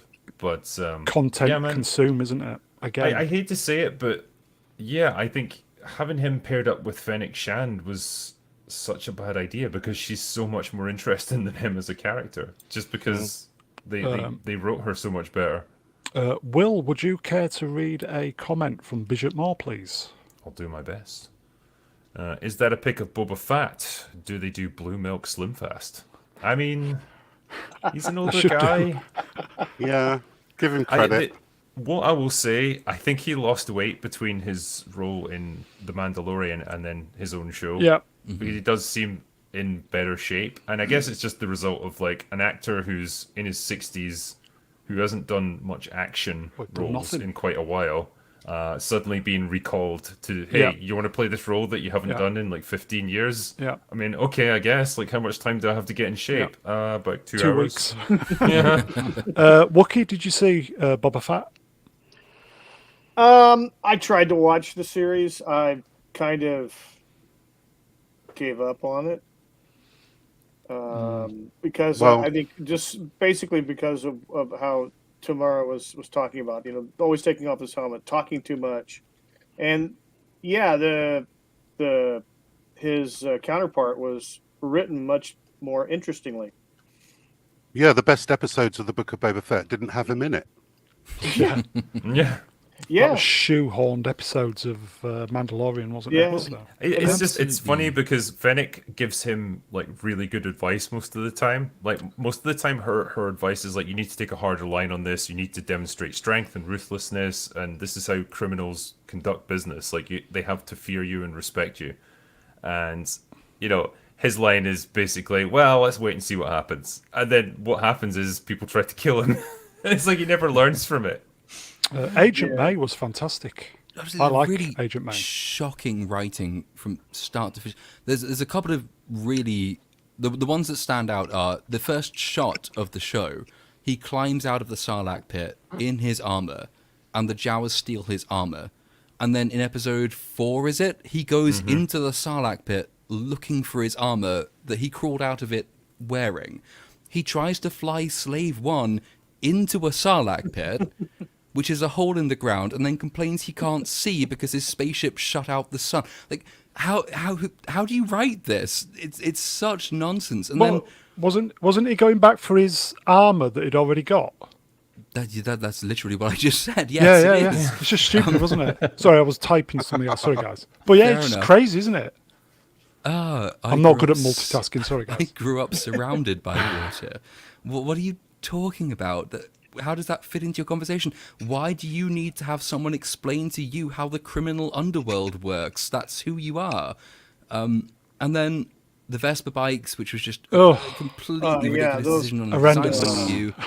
the cartoon Everything. biker gang. I've got most of a review of that show just sitting around. I never finished it, but I might actually finish it and stick it up at some point. But utterly such a waste of a character. Just really terrible show. There were no highlights, were they, other than the kind of Mandalorian-esque episodes? It was Yeah, all the Mando episodes were interesting. At least there were interesting things to criticize about the Luke Skywalker episodes in particular. And whether or not you can bring back a character digitally. Is there any soul left in the character if you do that? Yeah. If you're just using AI essentially to generate his voice, what prospect is there to have him say anything meaningful? Or is he just going to repeat lines that sound vaguely familiar to us? I think that was interesting to critique, and those episodes were the best, which isn't to say they were good, but it was the most interesting one to tackle, just because there was more to say about that. But the rest of it was just utter nonsense from a writing point of view. I remember Luke Skywalker. And the fault of that lays squarely with Jon Favreau. Yes. It was absolutely terrible series, and if there is going to be a season 2, he needs to get help. From Kathy.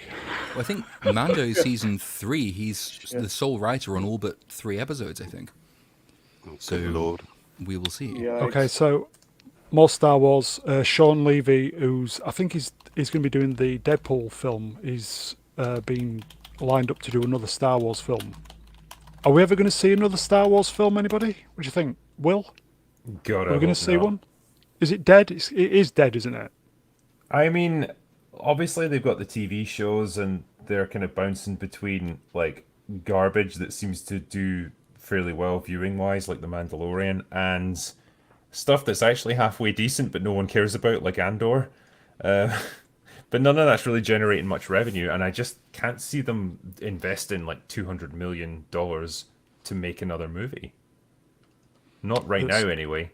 That's I gonna just think it lose needs money. it needs to rest. I think for a while they need a complete change of creatives and executives at Lucasfilm, and that stuff takes time.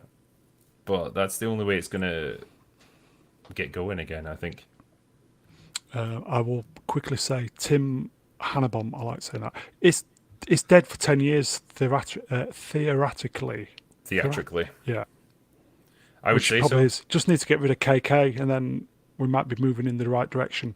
Will, may I thank you for joining us this evening? I know it's short notice, but appreciate you popping in, my friend.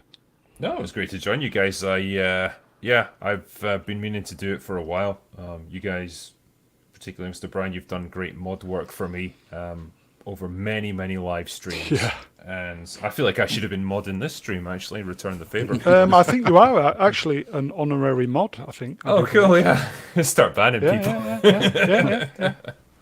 So, what's coming up on your channel in the next few weeks for the folks at home? Anything of interest? Anything good? Or is it I want all... to do a couple of Christmas movie reviews. I want to feel happy about a few things that I'm reviewing. So I'm going to pick a couple of nice Christmas films in the run. Claws on Netflix. That's brilliant. Go and watch that. I want to watch Violent Night, actually. Yeah, I saw that. That was so good. Highly advised. Yeah. We were thinking of doing Bad Santa. That's a great film. Oh, yeah. Billy Bob, isn't it? Yeah. Yeah. All I can say then, Will, cheers. Thank you, my friend. Appreciate you taking the time to come on, mate. Great to see you. No problem. I'm going to go away now. Go away now. We'll see you next time, my friend. See you. No, Take care. Sir. Cheers. And then there were 5. Okay, so shall we move on, folks? Who saw this? Yeah. Patty Jenkins. Is she? I think she's being rumbled. Do we think, guys? Been found out? Perhaps? Didn't she do Wonder Woman 1984? Yes. Yes. One trick pony, though. Yeah. Oh no, but 1984 was the bad one. So in the Oh, sorry. I she's mean, been- the first one was really good, but we think that's because she was being reined in on Wonder Woman. Yeah. 1984, she had full reign, didn't she? Which is probably why it's so shit. Was not. I mean, a good the film. first Wonder Woman film was written by Zack Snyder, so she only directed it, which is Yeah, I mean, it's that the wasn't Taika a- Waititi problem, right? And Taika Waititi is a good director, and he's allowed to inject his humor onto Thor Ragnarok. But then they give him Thor: Love and Thunder, and he's allowed to write it and direct it. It's all his work, and it's garbage. And so if Patty Jenkins is the one who just directed the first Wonder Woman film, she's probably quite good at that. She can inject her style onto a story somebody else has written. You give her full control and reign over Wonder Woman 1984, and it's complete bin fire. And I gather, at least from these stories, that Wonder Woman 3 was shaping up to be exactly the same. I don't think she's going down well with James Gunn and his new regime, is she? no, the Zaslav cancellation machine is still in full effect. Because didn't she Didn't she go on Wikipedia and give them a link of Wonder Woman? No, she sent a character arc link Right. from Wikipedia. I got that wrong. I thought they sent it to her as being rude, but she sent it to them and then left. Because I think she was asked to rewrite it, and she said no. the graphic on the left is because we've just done the Star Wars stuff, is referring to Rogue Squadron, which she was supposed to be directing. Which I think we said before, Lord, that there was one Star Wars film that could have been good. What, Rogue One? Or Rogue Squadron even, sorry. Yeah, because I'm a massive fan of the games like I yourself. actually, I re-downloaded all of them, actually. All the ones that were on Steam the other day. Get So in. I've been playing through the N64 Rogue Squadron game recently. And there's so much you can do with that. Yeah. And it could be a really, really... You could almost make it Top Gun-esque. But if you're giving it to Yep. Patty Jenkins, it's not going to be that. If there was one film that could have been fantastic, was Rogue Squadron. Just make it effectively a war film, or like as you said, Maverick. $1 billion easy, but it's Not not gonna happen, happening. is it? No.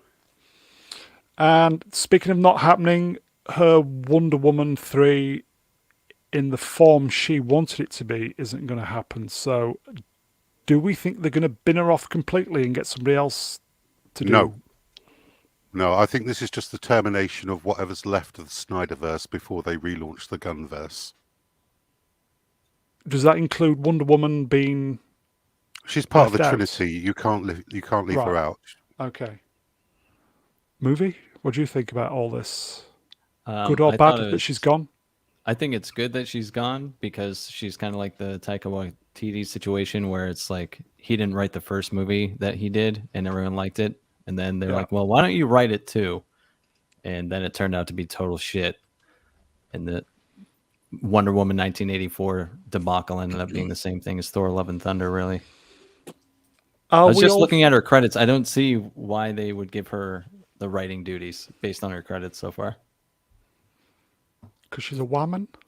I mean, well, touche. Mm-hmm. Wookie, so I would say, are we all a fan of the first Wonder Woman film? Wookie, you like the first one? I did. I did. I thought it was a good movie. I wasn't sure about Gal Gadot at the beginning, but by the end of the movie, I was sold. Yeah, same here. I enjoyed her being in the other movies. It was, my main concern about this is, like, say for instance, like Henry Cavill. If supposedly he's coming back now with Gunn, does that mean he's going to be cut again? So my concern is with the actors. The good actors, the main actors. I was also a fan of Affleck as playing Batman. Yeah. But Great. his Bruce Wayne was good. Yeah. In my opinion, better than most in the past. Outside of Michael Keaton. But I enjoyed his role, Cavill, Momoa, and then Gal Gadot. The Flash guy can go away. Z, would you care to read a chat comment, please, from Melvin Deeply? Melvin Deeply in the chat says, if we're all meant to be all about equality, why can't Melissa McCarthy play Wonder Woman? Or are we all misogynistic dogs? No, we're all fat phobic, is the answer there. If she was to go on a crash diet and perhaps a couple of years in the gym, shaping herself up, give it another go. She's not funny, though, is she? But anyway, shall we move on from this? Wonder Woman isn't a comedy, Brown. Number 2 was, but there you go. There you go. Bad one. Speaking of comedy, who saw this? Apparently, Didn't she turn up at some awards do the other day? I completely saw off her that. tits on Oh something? my god! Did you see that? She was just posing But off her wobbling face. at the same time. Yeah, yeah, Oh my god, I couldn't tell if she was on coke or meth. yeah, Yeah. Couldn't decide. yeah. So she's not. Well, we all thought she's not going to be in the new Aquaman movie, but apparently some of the test screenings say that she's still in it. I mean, it would be hard not to have her in it. If they're not going to recast the character, she probably has to be in it. I think they should have just recast the character, personally. But if they're not going to recast it... Just get her out and put Emilia Clarke in. Oh, no, but she can't act. Mind you, neither can Amber Heard, so... I think I was they've got watching... Sorry, no, I was watching Solo yesterday, I think Lost it was. Yes, it did lose money, and I hadn't really quite appreciated before exactly to what degree Emilia Clarke can't act, but she really can't. But acting isn't really a big sort of... It's not a required skill for the role of whoever Amber Heard plays in Aquaman, so I could see her working, definitely. A lot of people have said if she's in it, we're not going to go watch it So do you think Warner Zaslav is in a no-win situation? No, I mean, well, he might be. I don't think that's a sensible position to take. I don't like the idea that, well, actor did something bad, therefore film is devalued. I'm not a fan of that idea. I think that in the same way as you should be able to condemn the actor or the director, in the case of Roman Polanski, doing very, very bad things, it doesn't really affect your judgment, or shouldn't affect your judgment, of whether what they're in or what they've produced is any good. So it would be nice to think that everyone can hate Amber Heard, as they probably should, but can still go with fresh eyes and see Aquaman and the Lost Kingdom and judge that film separately from that. That's going to be the studio's hope, I think, and it's certainly the studio's hope with The Flash. Definitely. It's still coming out, yeah. May I read a super chat? Romeo, Romeo, Tango, November, Zulu for $5. Hail, Mr. Brown. Just dropping in while on a break at work. Great to see you helping smaller channels like the Critical Drinker Guy or Drunkler Guy. Cheers, mate. We try to do our best. Are we going to go watch this when it comes out, guys? I'll watch it on digital. I might feasibly reap some money back from it, Ka-ching, so yes. Ka-ching. Movie, you going to go watch this? What Ka-ching. Platoon said. Ka-ching, ka-ching. Absolutely, I'll be seeing that. Professional critics, yes? Oh, yes. Okay. Yes. Okay, let's see what's next. Still in the same DC verse.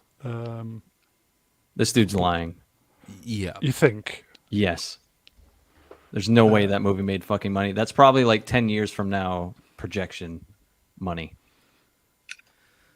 Yeah, I mean, well, if it had genuinely made money, why is it being left to the actor to tell people that on Twitter? If it had made that amount of money, wouldn't the studio be advertising the fact that actually it was a profitable film and well done by them, rather than waiting for Dwayne Johnson to be given some probably cooked figures and say, oh, by the way, that thing I was in that nobody really liked very much, yeah, it was really successful, give me another film. Didn't he invest his own money into this, though? That's a double reason for him to say it's made a profit. Of course. So why wouldn't you? Maybe they didn't promote it all that much, though, because obviously if a film costs X amount, it's the same amount in advertising. I mean, it might Do you be a think they question kind of of skimped a little bit on the advertising? I don't know. I saw more adverts for Black Adam than I did for a number of comparable films when it was coming out. I thought they actually shelled out on the advertising. Yeah, I saw more for Black Adam than I've seen for Avatar. Was this movie a theatrical release only? Yes. It was a couple of months ago. I think it's out now on digital, but yeah, a couple of months ago, yeah. I think I went out of my way to go see it. It was entertaining for 2 hours. It wasn't anything mega special, but I was entertained. There's the other thing as well, which is that now they've got James Gunn in control. There is a new regime in power, and you've seen a few DC actors, most notably Dwayne Johnson and Gal Gadot, come out and say, oh, by the way, I'm really committed to this, and the thing I was in was really successful, and I really want to carry on in this role. Just coincidentally at the same time as a man who's come in who might feasibly be looking to recast them. So I wouldn't be too surprised if there was an element of sort of propaganda going on here, in the sense that he wants to signal to the new team in charge that he's a moneymaker and he's committed to the role, and so they should definitely keep him and build the franchise around him. That might have something to do with it as well. And James Gunn has also confirmed that Henry Cavill was definitely forefront of their future plans. It did. Good. So this is not going to wind down. He's going to rebuild a new DC universe. I was going to say, guys, what actors would you like to see in the next stage then? Phoebe Waller-Bridge. Yay! Would we be happy with Ben Affleck? I would. No. Really? I don't get the excitement for him as Batman. I thought he was terrible. Oh, okay. I only want him back because he comes with based Alfred.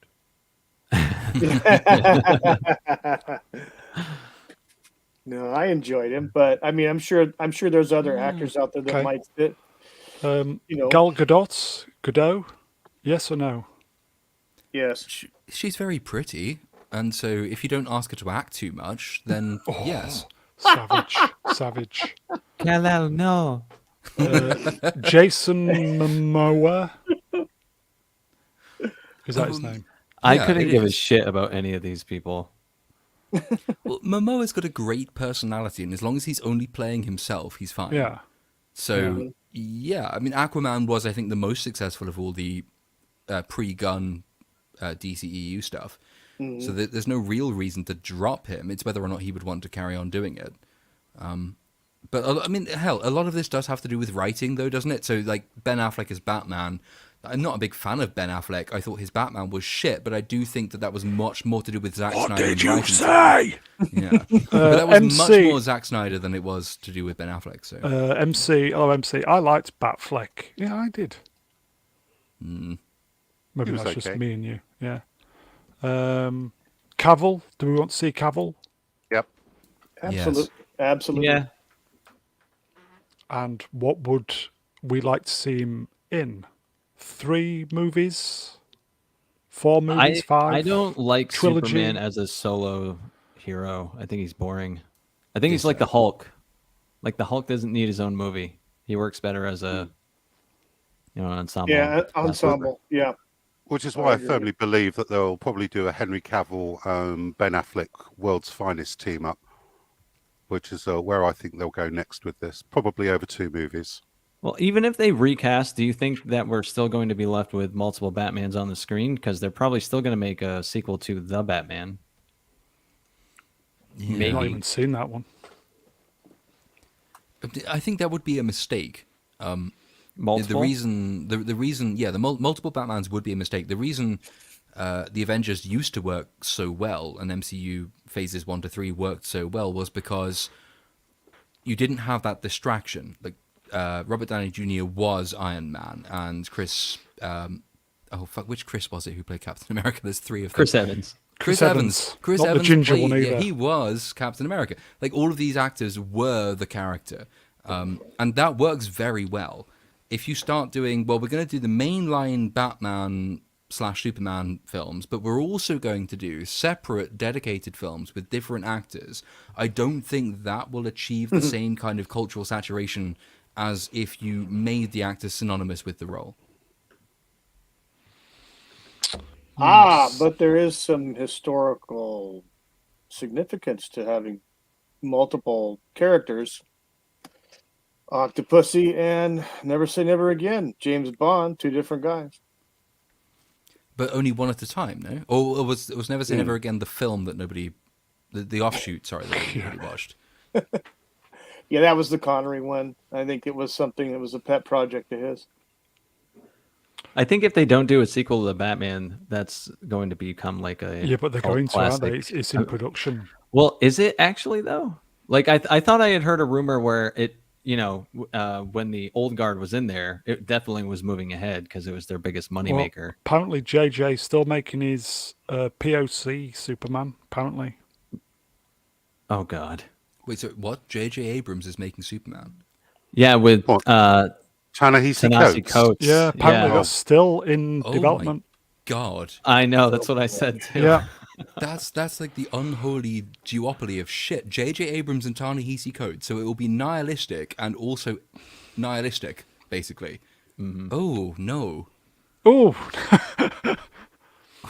Maybe hell. Gunn can't get rid of them. There's no reason to have Ta-Nehisi Coates writing anything to do with superheroes. He wrote Black Panther for like a year, and then he wrote Captain America for like a year. Yes, and both of those comics runs, as far as I'm aware, I don't have much to do with the comics runs, but they were not especially well received because he is a nihilist and a racial segregationist and basically everything that's bad. And combine him with J.J. Abrams, so, oh dear, no. That's a stream killer. Honestly, if that goes through, I will The be Lord is bookmarking vexed, that. everybody. The Lord is vexed. I am vexed, but I'm also, if that goes through, I'm marking that in my calendar because that is a marriage made in hell. Yeah, I had and a could look. be It's It still in. absolutely It's is. still in. Films ever It says it's still scheduled. Yeah. I thought And that I'm- was gone. Yeah, I thought JJ had disappeared, but yeah, Ooh. still there at this time. Still there. Oh dear. Oh boy. I'm surprised you didn't know about that one. No, I missed that one. Like I knew Ta-Nehisi Coates was involved in the Black Panther stuff, which is one of the many reasons the Black Panther comics and the films have been so quite nasty in their messaging. Yeah. Well, But yeah, combine him with J.J. Abrams, that's a recipe for disaster. So I'm perversely looking forward to it because, I would quite confidently predict Money, that will be money, one of the money. most disgusting films ever produced. So That yes. sounds like something a colonizer would say. here you go. Secret of Comedy from Franco. Lord, would you care to read this chat, please? The Lord has spoken from Franco Wilson. He has. He has indeed.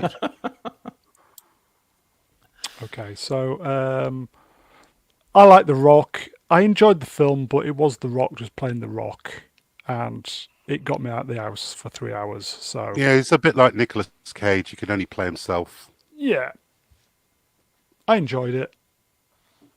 But anyway, this is kind of going back to the Superman stuff. Was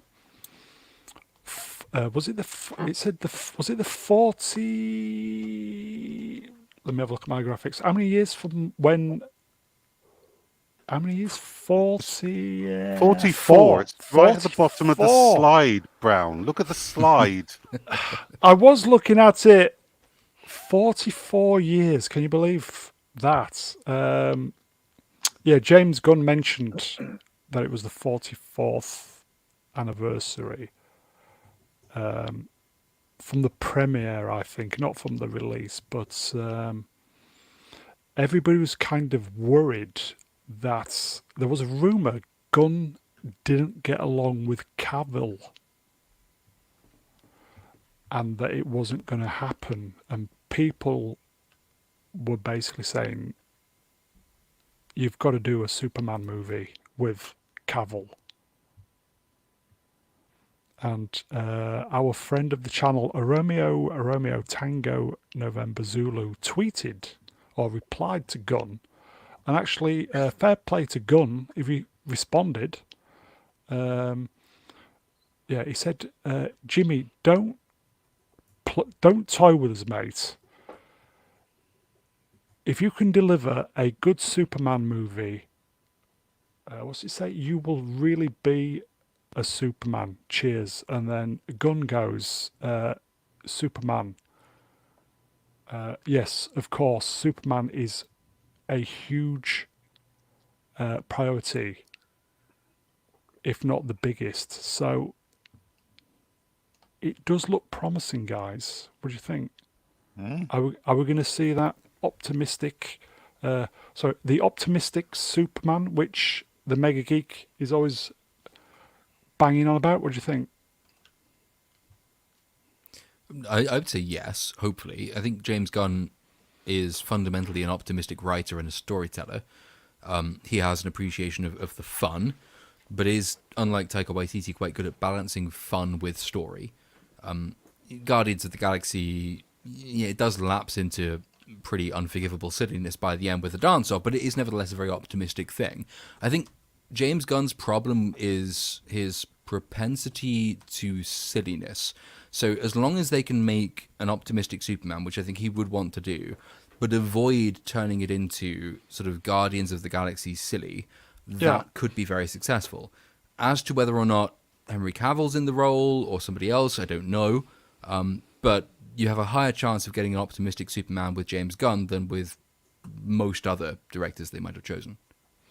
Movie, would you still hate it though? Yep. Wookie, would you be all in for a Superman fun type optimistic movie with Cavill? I grew up on the Christopher Reeve Superman, so yeah, so yeah. Yeah, I think it would be good. I mean, yeah, I'd definitely watch it. You know, pay my ticket, sit down and entertain me. Z? Yeah, I'm all up for that. I'd love a new, fresh set of eyes on it. I thought everything that Zack Snyder touched that was DC was garbage. I mean, even Zack Snyder's Justice League was just a longer version of a shit movie. I don't know why people hold a candle to it. It was worse in its own way. Like, there were some beats that he added to that script which made less sense than the script that Joss Whedon was given and the one he depicted on the screen. Like, I don't understand what this love for Zack Snyder. He's a terrible director. All of his films are one note, mostly monotone, and monochromatic.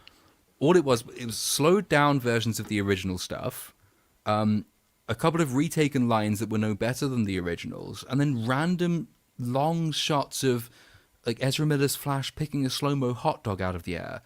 Like, oh yeah, massively profound, well done. Yeah. Also, he changed some of the music, and that was basically it, and made it... There was some really inappropriate music choices in that cut. Really inappropriate. It's like he put his iPod on shuffle. That man actually said with a straight face that he didn't really like using slow motion that much. Oh, get fucked. Yeah, that's what I said too. Yeah, movie get fucked. He's an absolute hack of a director. Absolutely terrible. But then, but I'm also with Movie Cynic though on Superman as a character in his own right. I find Superman really, really dull. So what? I don't. Yeah, I mean, what? What does it for you, Brown? Why is he such an interesting character? Make the case for that. I think I was just sold on Christopher Reeve. And when the film came out, I was 10. And watching any film like that back then was a totally different experience than what it is today. You, a lot of the time, you had to go out of your... We didn't have entertainment like the internet and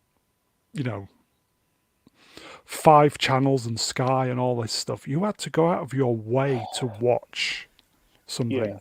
You young people with your internet and your you whippersnappers and your MP3s and your YouTube. I watched it at a drive-through or drive-in theater. Yeah, I watched that, Jaws, all 3 Star Wars movies at a drive-in. but the thing is, I would imagine Lord when he gets to the age of 50 will be saying exactly the same thing to people his age. I think that is true, right? So my dad. Hey, Probby. Hey. Hello. How you doing? Hello. Yeah, sorry about that, guys. Thought I'd just pop in. I was on a stream with Noel Clark on the TARDIS zone, so that was a bit of a double booking on my... Nice. Probby's here, everybody. Probby, you into Superman? Well, not literally, figuratively. Yeah. I was watching Superman the movie a few weeks ago, and I'm going to be watching Superman 2 soon. But I don't like the Donner cut because it's just doing the time travel thing again, which is just silly. So yeah. Would you be looking forward to a Cavill optimistic? Yes, I would. Yeah. He deserves a second chance, and I think it would be remiss of James Gunn to miss it up. If he's not reading the damn room, I mean, it would just be absolutely incredulous if he doesn't. It's a shoo-in, surely. I can't imagine. I can't think of anyone off the top of my head who would fit that role more than Henry Cavill currently. I just can't think of anyone. Maybe someone can point to someone. He's certainly available now because he's sacked off the the Witcher crowd, sacked, doesn't he? He kind of left that. Yeah, I think he was done with it. He just sacked him off. He just said, "Fuck this, I'm off." Yeah. Yeah. When you first see these things, though, it does have a huge impact. So my dad, I think he saw Planet of the Apes when he was young, like very young. Great film.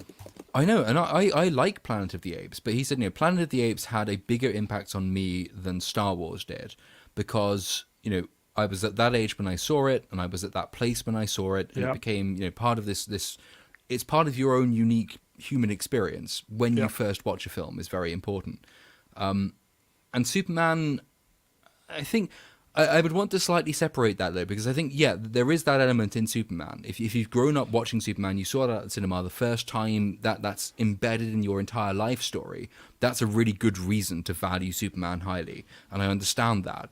The reason I don't particularly like Superman as a character, I think can be separated from that, which is that it's not that fun watching a guy who can do everything, who is basically invincible, except with the invention of, or the intervention of a contrivance like kryptonite, who is super strong, who's got laser eyes, who can read people's minds, who can hear through walls. He's got too much going on. He's overpowered, and so the Clark. And don't forget the aspect of plastic story is Superman interesting. thing, like the symbol. He can throw that in now. Also that.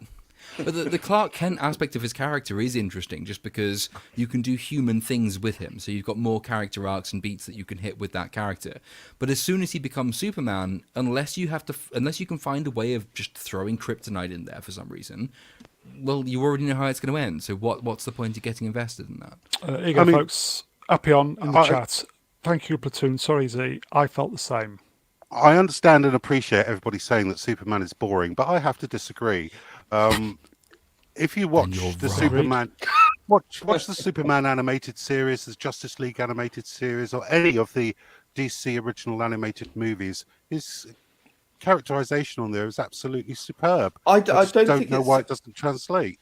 I don't think it's necessarily the character that's the problem. I think it's people don't know what to do with his character. But I think if you actually look at what it would mean to have Superman in the world, the consequences of that, I think they tried to explore that with the Man of Steel badly, I think. But very badly. I think there is certainly some good questions, moral questions, societal questions, having this super being, godlike creature come down to Earth and what that would mean. I mean, that was kind of explored with if he landed in communist Russia, for example, that was done quite interestingly as well. I think it's not so much the character that's the problem, it's what you do with him, and how you address that in the grander scheme of things.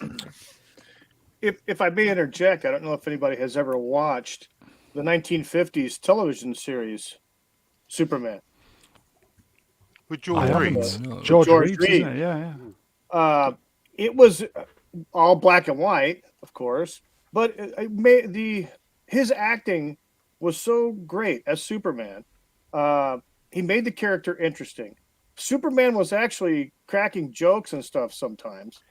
Clark Kent is a key to this as well. Yeah, like, I mean, he's such a great contrasting character, and of course, played by George Reeves was played by Ben Affleck in the film Hollywoodland as well, which is quite a good film.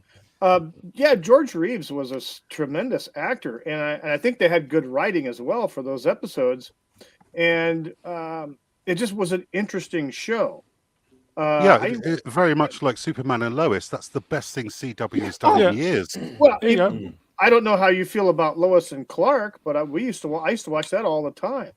Niles Cooper in the chat. Lois and Clark TV show did a good job with Superman. They did. I watched all 10 series of Smallville. I could get on with Smallville, I have to say. No, I didn't watch that. No. Chris Evans is in, folks, with a super chat. Listening to the Dungeon Anarchist cookbook and just got to your part, drinker. Fun surprise, a shame about the ants. Rest in peace. I'm going to have to look this up now. I have no idea what that is, but it sounds like fun. Sounds kinky. Does sound interesting, yes. Appion says, I feel like I'm coming off as a Superman hater now. No, because it's what Problem Being was saying. Like, it's not innate to the character. You can do interesting things. But I think most of those interesting things come about when he's Clark Kent and not when he is Superman. As soon as he becomes Superman, the film's basically finished, right? you can't do very much against him.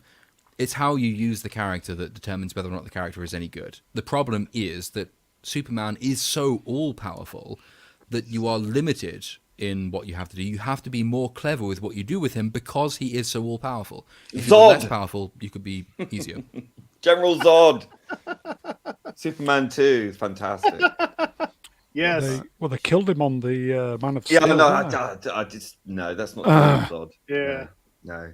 Even the old totally got that Fleischer wrong. cartoons were brilliant and Yes. groundbreaking at the time. I love those. Oh, I've got a set love of those here. absolutely. Oh, yeah. So I disagree with him being a boring character. It's just not been handled very well.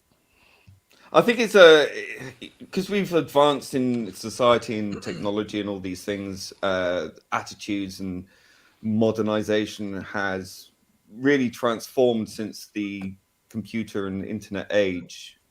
That Superman has become sort of anachronistic in a large degree. So a lot of studios and media don't really understand what to do. You know, you see the pants disappearing. You know, I mean, still wearing stuff, but you know, the red pants have disappeared. And they've tried to make him darker with the Man of Steel, and they've done the death of Superman in the comics and all this kind of stuff. So it's really Superman in the postmodern age is struggling to be relevant to an era which is so cynical. The whole American dream has become, you know, the American nightmare, and everything's hateful and depressing. And Yeah, what was his old saying? Was it truth, freedom, and the American way? Is that Change. right? Justice. Can't do that Truth, anymore. justice, and the American way. Can't do that I mean, anymore. if you say that now, you are basically a fascist. So You're a like, white Superman supremacist. is a man out of place. I think Superman is Anachronistic. like, I don't know, he's like socialism. You know, everyone says that eventually, you know, well, he just hasn't been handled right. And I It's hear a that good same idea argument in about theory. socialism. Yeah, it's, you know, well, the only reason socialism hasn't worked is because no one's done it right yet. For the last At what 40 point do we odd just times, give up? 60 odd times. Well, I don't think they're going to give up because at the end of What, November, socialism? no, Superman. James Gunn tweeted a photograph of the Alex Ross Kingdom Come cover, which beautiful. is by far one of the best DC graphic novels ever written. I have it. I in had all deluxe- the original trade paper, trade backs. Yeah, I've got it on deluxe hardcover. It's absolutely immense, and the artwork from Alex Ross is Fantastic. superb. You guys are proper fans. If he's going to go forward with something like that and do like a dark future with older superheroes, then he's going to absolutely Established. fucking nail it. Yeah. Oh, yeah. Just Do Kingdom Come. Just do that straight out. Do Right, that. Yeah. play on MJUK84 in the chat, which I think was very funny. I'll add a single word because I think it's better. My truth, social justice, and the American gay. Social justice. That's genius. The gay. Brilliant. So true.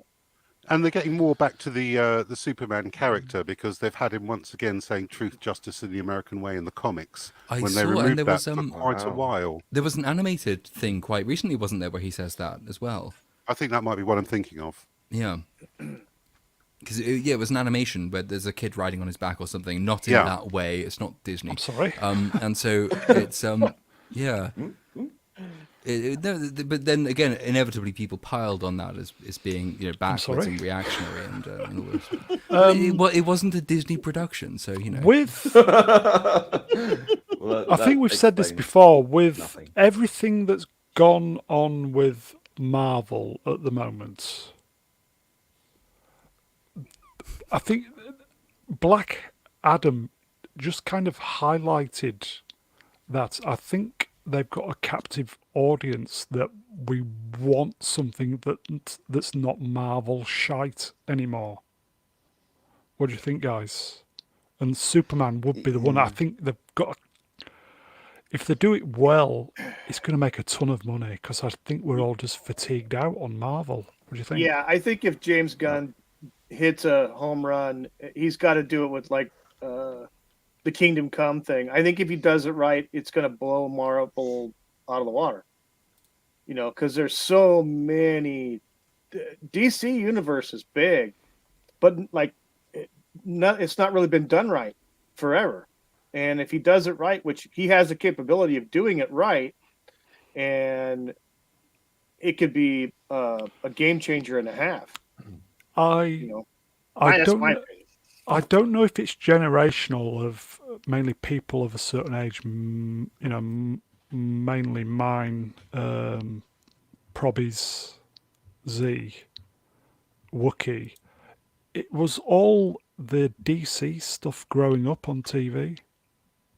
And DC has got a very special place for me. Yeah.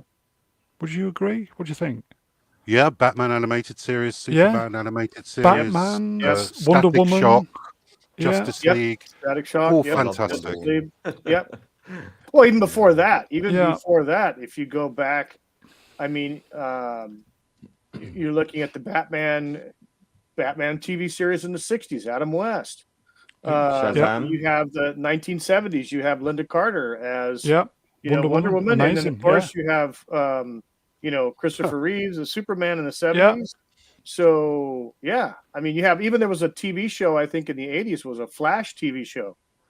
They had a Flash TV show, live action. So it's really good. I enjoyed it. Yeah, I did. I liked it. There you go, folks. And then Batman the movie. Yeah. Wesley Shipp actually came back as an alternate universe Flash in the Flash TV series, so it was good to see him again. Yeah. Here you go, folks. In the chats, super chats from the mighty Appion. Couple of dollars. Thank you, sir. I love Superman. I love Superman. Really. So do I. I love Superman. I love do. him. I didn't mean to beat up on him. I really didn't. I'm sorry. Oh, just. Well, shall we just agree then that Superman is Christopher superhero Reeve. Marmite? Yeah, well, I think that's fair. He's superhero Marmite. You either love him or hate him. I mean, for me, Christopher Reeve will always be the definitive. I mean, that guy had so much charm oozing out of him. Never beat it. Just I mean, he had class and charm and just all the above. And wit. Yeah. And those eyes. Oh my god, those eyes. Here you go. Time Profit at Mr. Brown Alliance. I remember Spider-Man more when I grew up. Yeah, there was a Spider-Man TV show. Yeah, I remember that. I remember that. I watched that. Nicholas Hammond. I think. Yeah. And you could see sometimes if you're just right, you could see the wire that he was attached to as he was crawling up the side of the building. Who would like to read a super chat? Let me think. Blue-haired wonder. Do you want to read this? For $1.99. What a gentleman. The movie cynic says Superman sucks ass. Man, that guy is so smart. He's on the I agree with the genius of the chat. Yes. Boo! Get off. Sorry, did I say $2. You did $2. That's what he's worth. $2 and your dream has come true. You're welcome. It cost me $4,998 I'm less. cheap. I'm cheap. Well, by handing the reading duties out to him, you've basically made him prostitute himself, which is something. So. I think we're all You told me to fuck myself. I think we're all prosies here in some. I think we all prostitute ourselves in some Speak for fashion. yourself. Don't I'm we? a classy chick. Thank you. Yes, you are, darling. Yes, I have you are. standards, darling. We've all got our price. It's just that Movie Cynics is $1.99. That's my kryptonite. Shit. Here you go, Appion. Here you go. It is. Man love is cheap these days. It is. It really is. It is. It is. Ask anyone on Grindr. Robot Love is even cheaper because we're sex slaves. Probably doing his best to. He's only been on a few minutes, but he's doing his best to get this stream demonetized as per usual. Well, that's my job. So are we all optimistic? Please, we just need please just give us a good Superman, please, for fuck's sake. Yeah. Not much. You make a good one. We shall come and see. Yeah. It is so easy. All it requires is the will to do it. Yeah. That's all it takes. and I am Yeah. sure that Cavill will embrace it with open yeah. arms. Absolutely. Well, Yeah. despite He's his not wet behind the devastating good ears. looks, he is a geek, and he loves Yeah. the characters, Yeah, and he loves As the long as lore. they, yeah, as long as they just stay to canon, comics, or what they did with the cartoons, the whole 9 yards. If they just stay with that and leave all the ancillary bullshit out of it, it's going to be great. Some What of the you best want to do Superman is do- animated movies are. Stick. No, talking go on, over each sorry. other. Oh no. No, I was just going to say that the best Superman animated movies are the ones that stick to the best stories. So Yes. just go and download a few, have a look. I thought the Death of Yeah. Superman was very poignant. So you guys are proper into it, aren't you? Yeah, What I Rise of the would Superman say afterwards. it's just as Z3PO says, like just do the comics, bring them to the screen, and culminate it towards the end. If you want the big payoff, the big end game, if you like, well, quite clearly you've got Kingdom Come. That's really how you should wrap Okay. up that arc, I think. Okay, shall we move on from this? Do it. Do- Oh dear. Quickly do this. Did we have to? The fuck is this? What the hell happened? Oh, This man. was a 32. We'll just quickly do this. This was a 32-year-old British parent who decided she wanted to tattoo Responsible. her eyeballs. What? Her Just daughter, wear contacts. who was 5, says, "Mummy, don't do it." Hmm. Well, when the 5-year-old knows better than the mom, it's not a good sign, really, is it? Yeah, Wow. that's it. Oh my god! So when I was probably 13, Not good, folks. I think Not it good, was. folks. When I was 13, my friend and I, we were watching an anime, and there was a pretty anime guy I really liked, and I thought, fuck it, I'm going to cosplay for the first time in my entire life. And the guy has purple irises. So what did I do? Well, I could have gone to some weird back alley tattoo studio that she's gone to and just have someone shove needles in my eyes, or I could have bought purple contact lenses for $3.99. Guess which one I did? Contacts. Yes, Needles, knowing you. needles. Yeah. My mother tattooed Unbelievable. eyebrows Unbelievable. on, and I couldn't understand why. What? And I to this day, I'm. She did it without me knowing. I didn't know anything about it, and then she came around like, why does she look permanently angry? What's going on? which, to be fair, is her default status anyway, but it was particularly pronounced.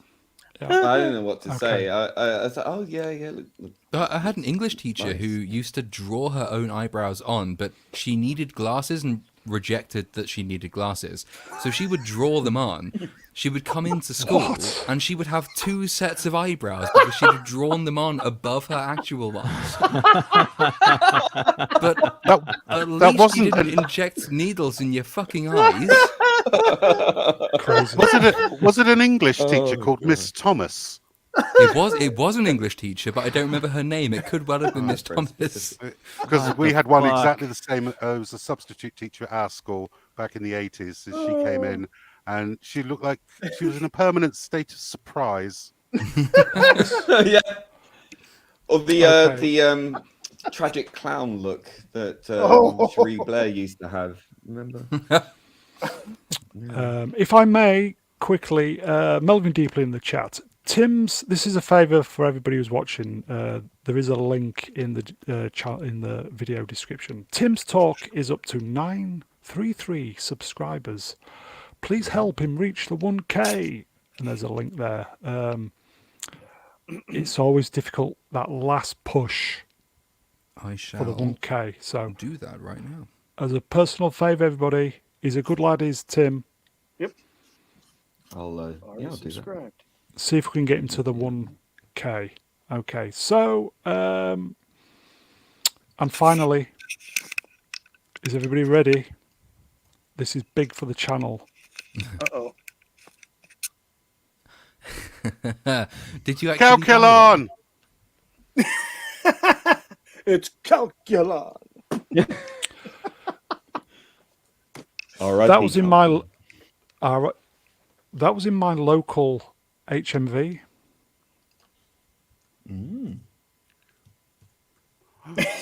I didn't buy it. I didn't Moving buy on. it.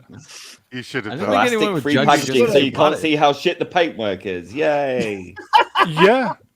All the other Black Series figures, plastic cellophane window, so you could see in. This one didn't.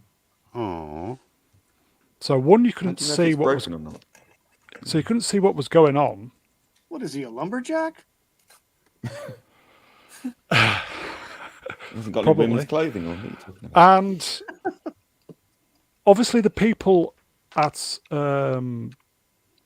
HMV are trying to prevent shoplifting. I have never seen so much sellotape on the ends of the packaging in my life. So I just looked at that and I thought, no. As soon as you start pulling the sellotape off, that's the print gone, isn't it? Yeah, rip the everything. That paper and adhesive don't go together. do you know if they're doing a Black Series Wade?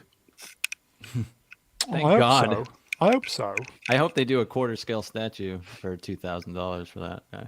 Hot Toys. Sideshow Collectibles. £35 for that.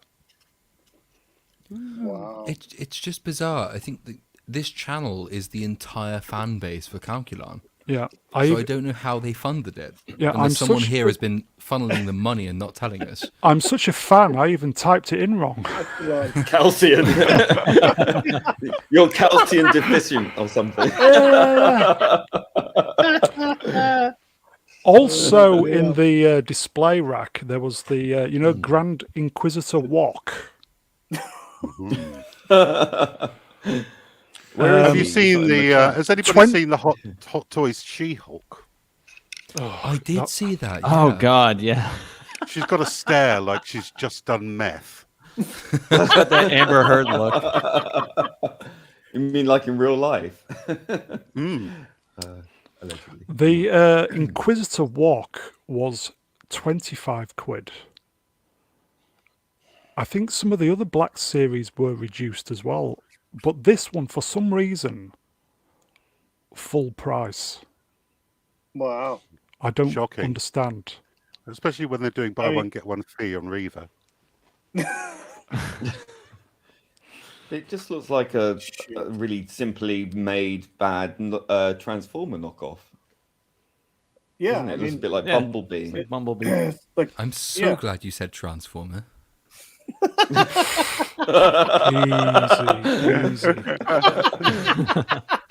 Also on the display was the vintage series, the mini Star Wars figures. oh yeah. And I remember the original ones back in the 70s where the cardboard inlay at the back. Yeah, the backer, yeah. It was proper cardboard. Mm-hmm. Whereas these modern ones, it's just like really thin cardboard for the backing card.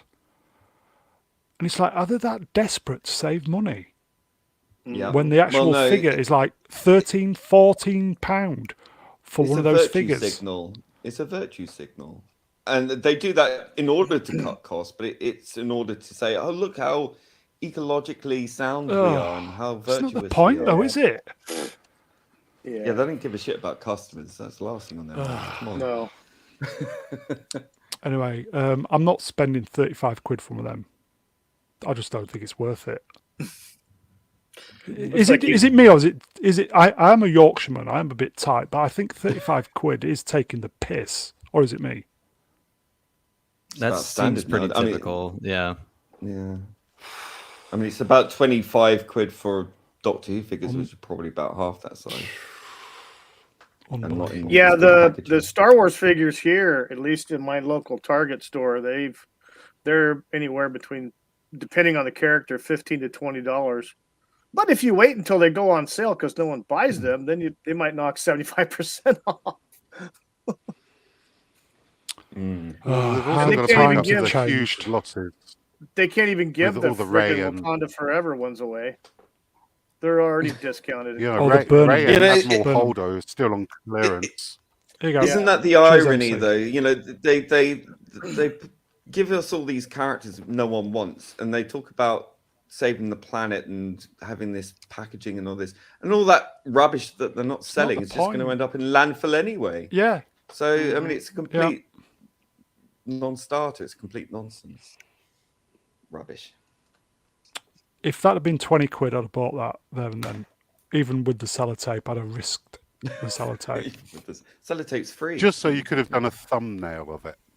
For But I this think week's Movie show. Cynic has promised to buy us all these for Christmas. So Oh, yeah, with we us. might- He's got I know. sponsors. I Yeah, can't pick sponsor- favorites. I have to buy every one of you one of these. Have you been sponsored by Hasbro No, not on your Hasbro. channel? Not Hasbro. Anyway, okay, so I think that's it, folks. Please consider donating to the channel if you have with the super chats. Links, description, pin message, all that blah blah blah.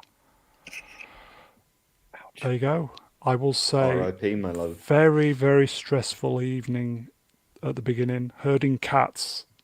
You Not have going such a hard well. time of it lately. I know. The herding cats done. wasn't going well, and And you were so desperate, you got the critical drinker on. God damn it. I know, to replace me. How kind of you.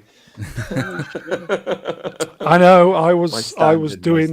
doing 4 things at once, and I wasn't doing any of them well. So I do apologise for that. But I'm only human, guys. No, you're not. But anyway, okay. So I think that's it, folks. Chat, you are wonderful, but I think you already know that. So don't forget, we're here every Sunday, guests permitting. So always great to see the interaction. Always top draw, always is. So cheers, guys, in the chat. Great to see you. I will thank the guests. So I will thank Rennie L. Thank you, Mr. Brown. Blah, blah, blah. You're welcome. I will thank the mighty critical drinker. Thank you. Oh. Go away now. Go away. You're welcome. And also, who shall I go with first? Probby, cheers, mate. Good to see you, mate. I'm glad I could finally turn up. Thank you for having me. At least somebody is. Good to see you, mate. Movie, great to see you, mate. Likewise. Cheers. Wookie, great to see you, mate. Thanks for stepping in. Appreciate that. Cheers, my friend.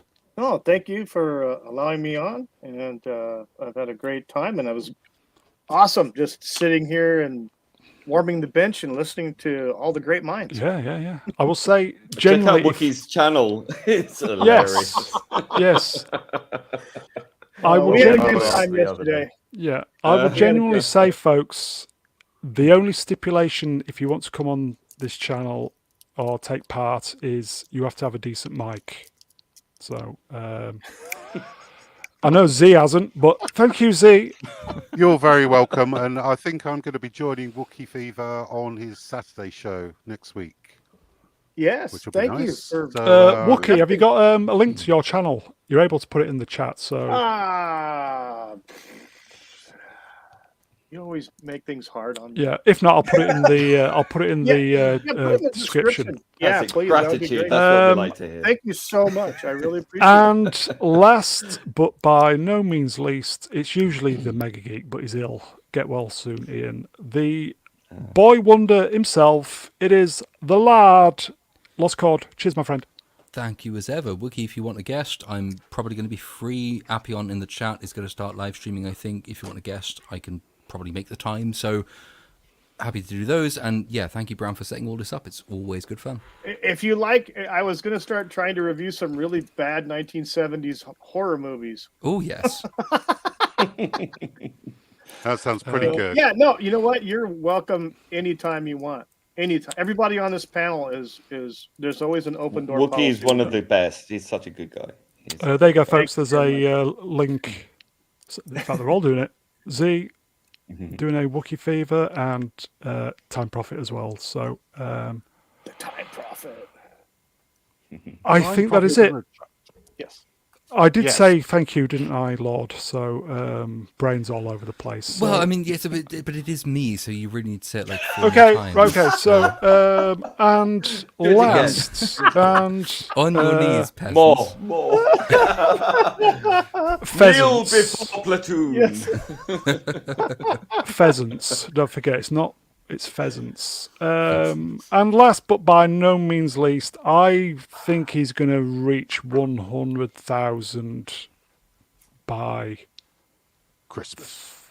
New Year's Eve. He just needs to prostitute himself a little bit more. It is the wonderful Lord himself. Oh, you actually are doing me twice. Okay, thank you very much. I think that's it. We're going to get the fuck You out of here, guys. We're not worthy. We're not worthy.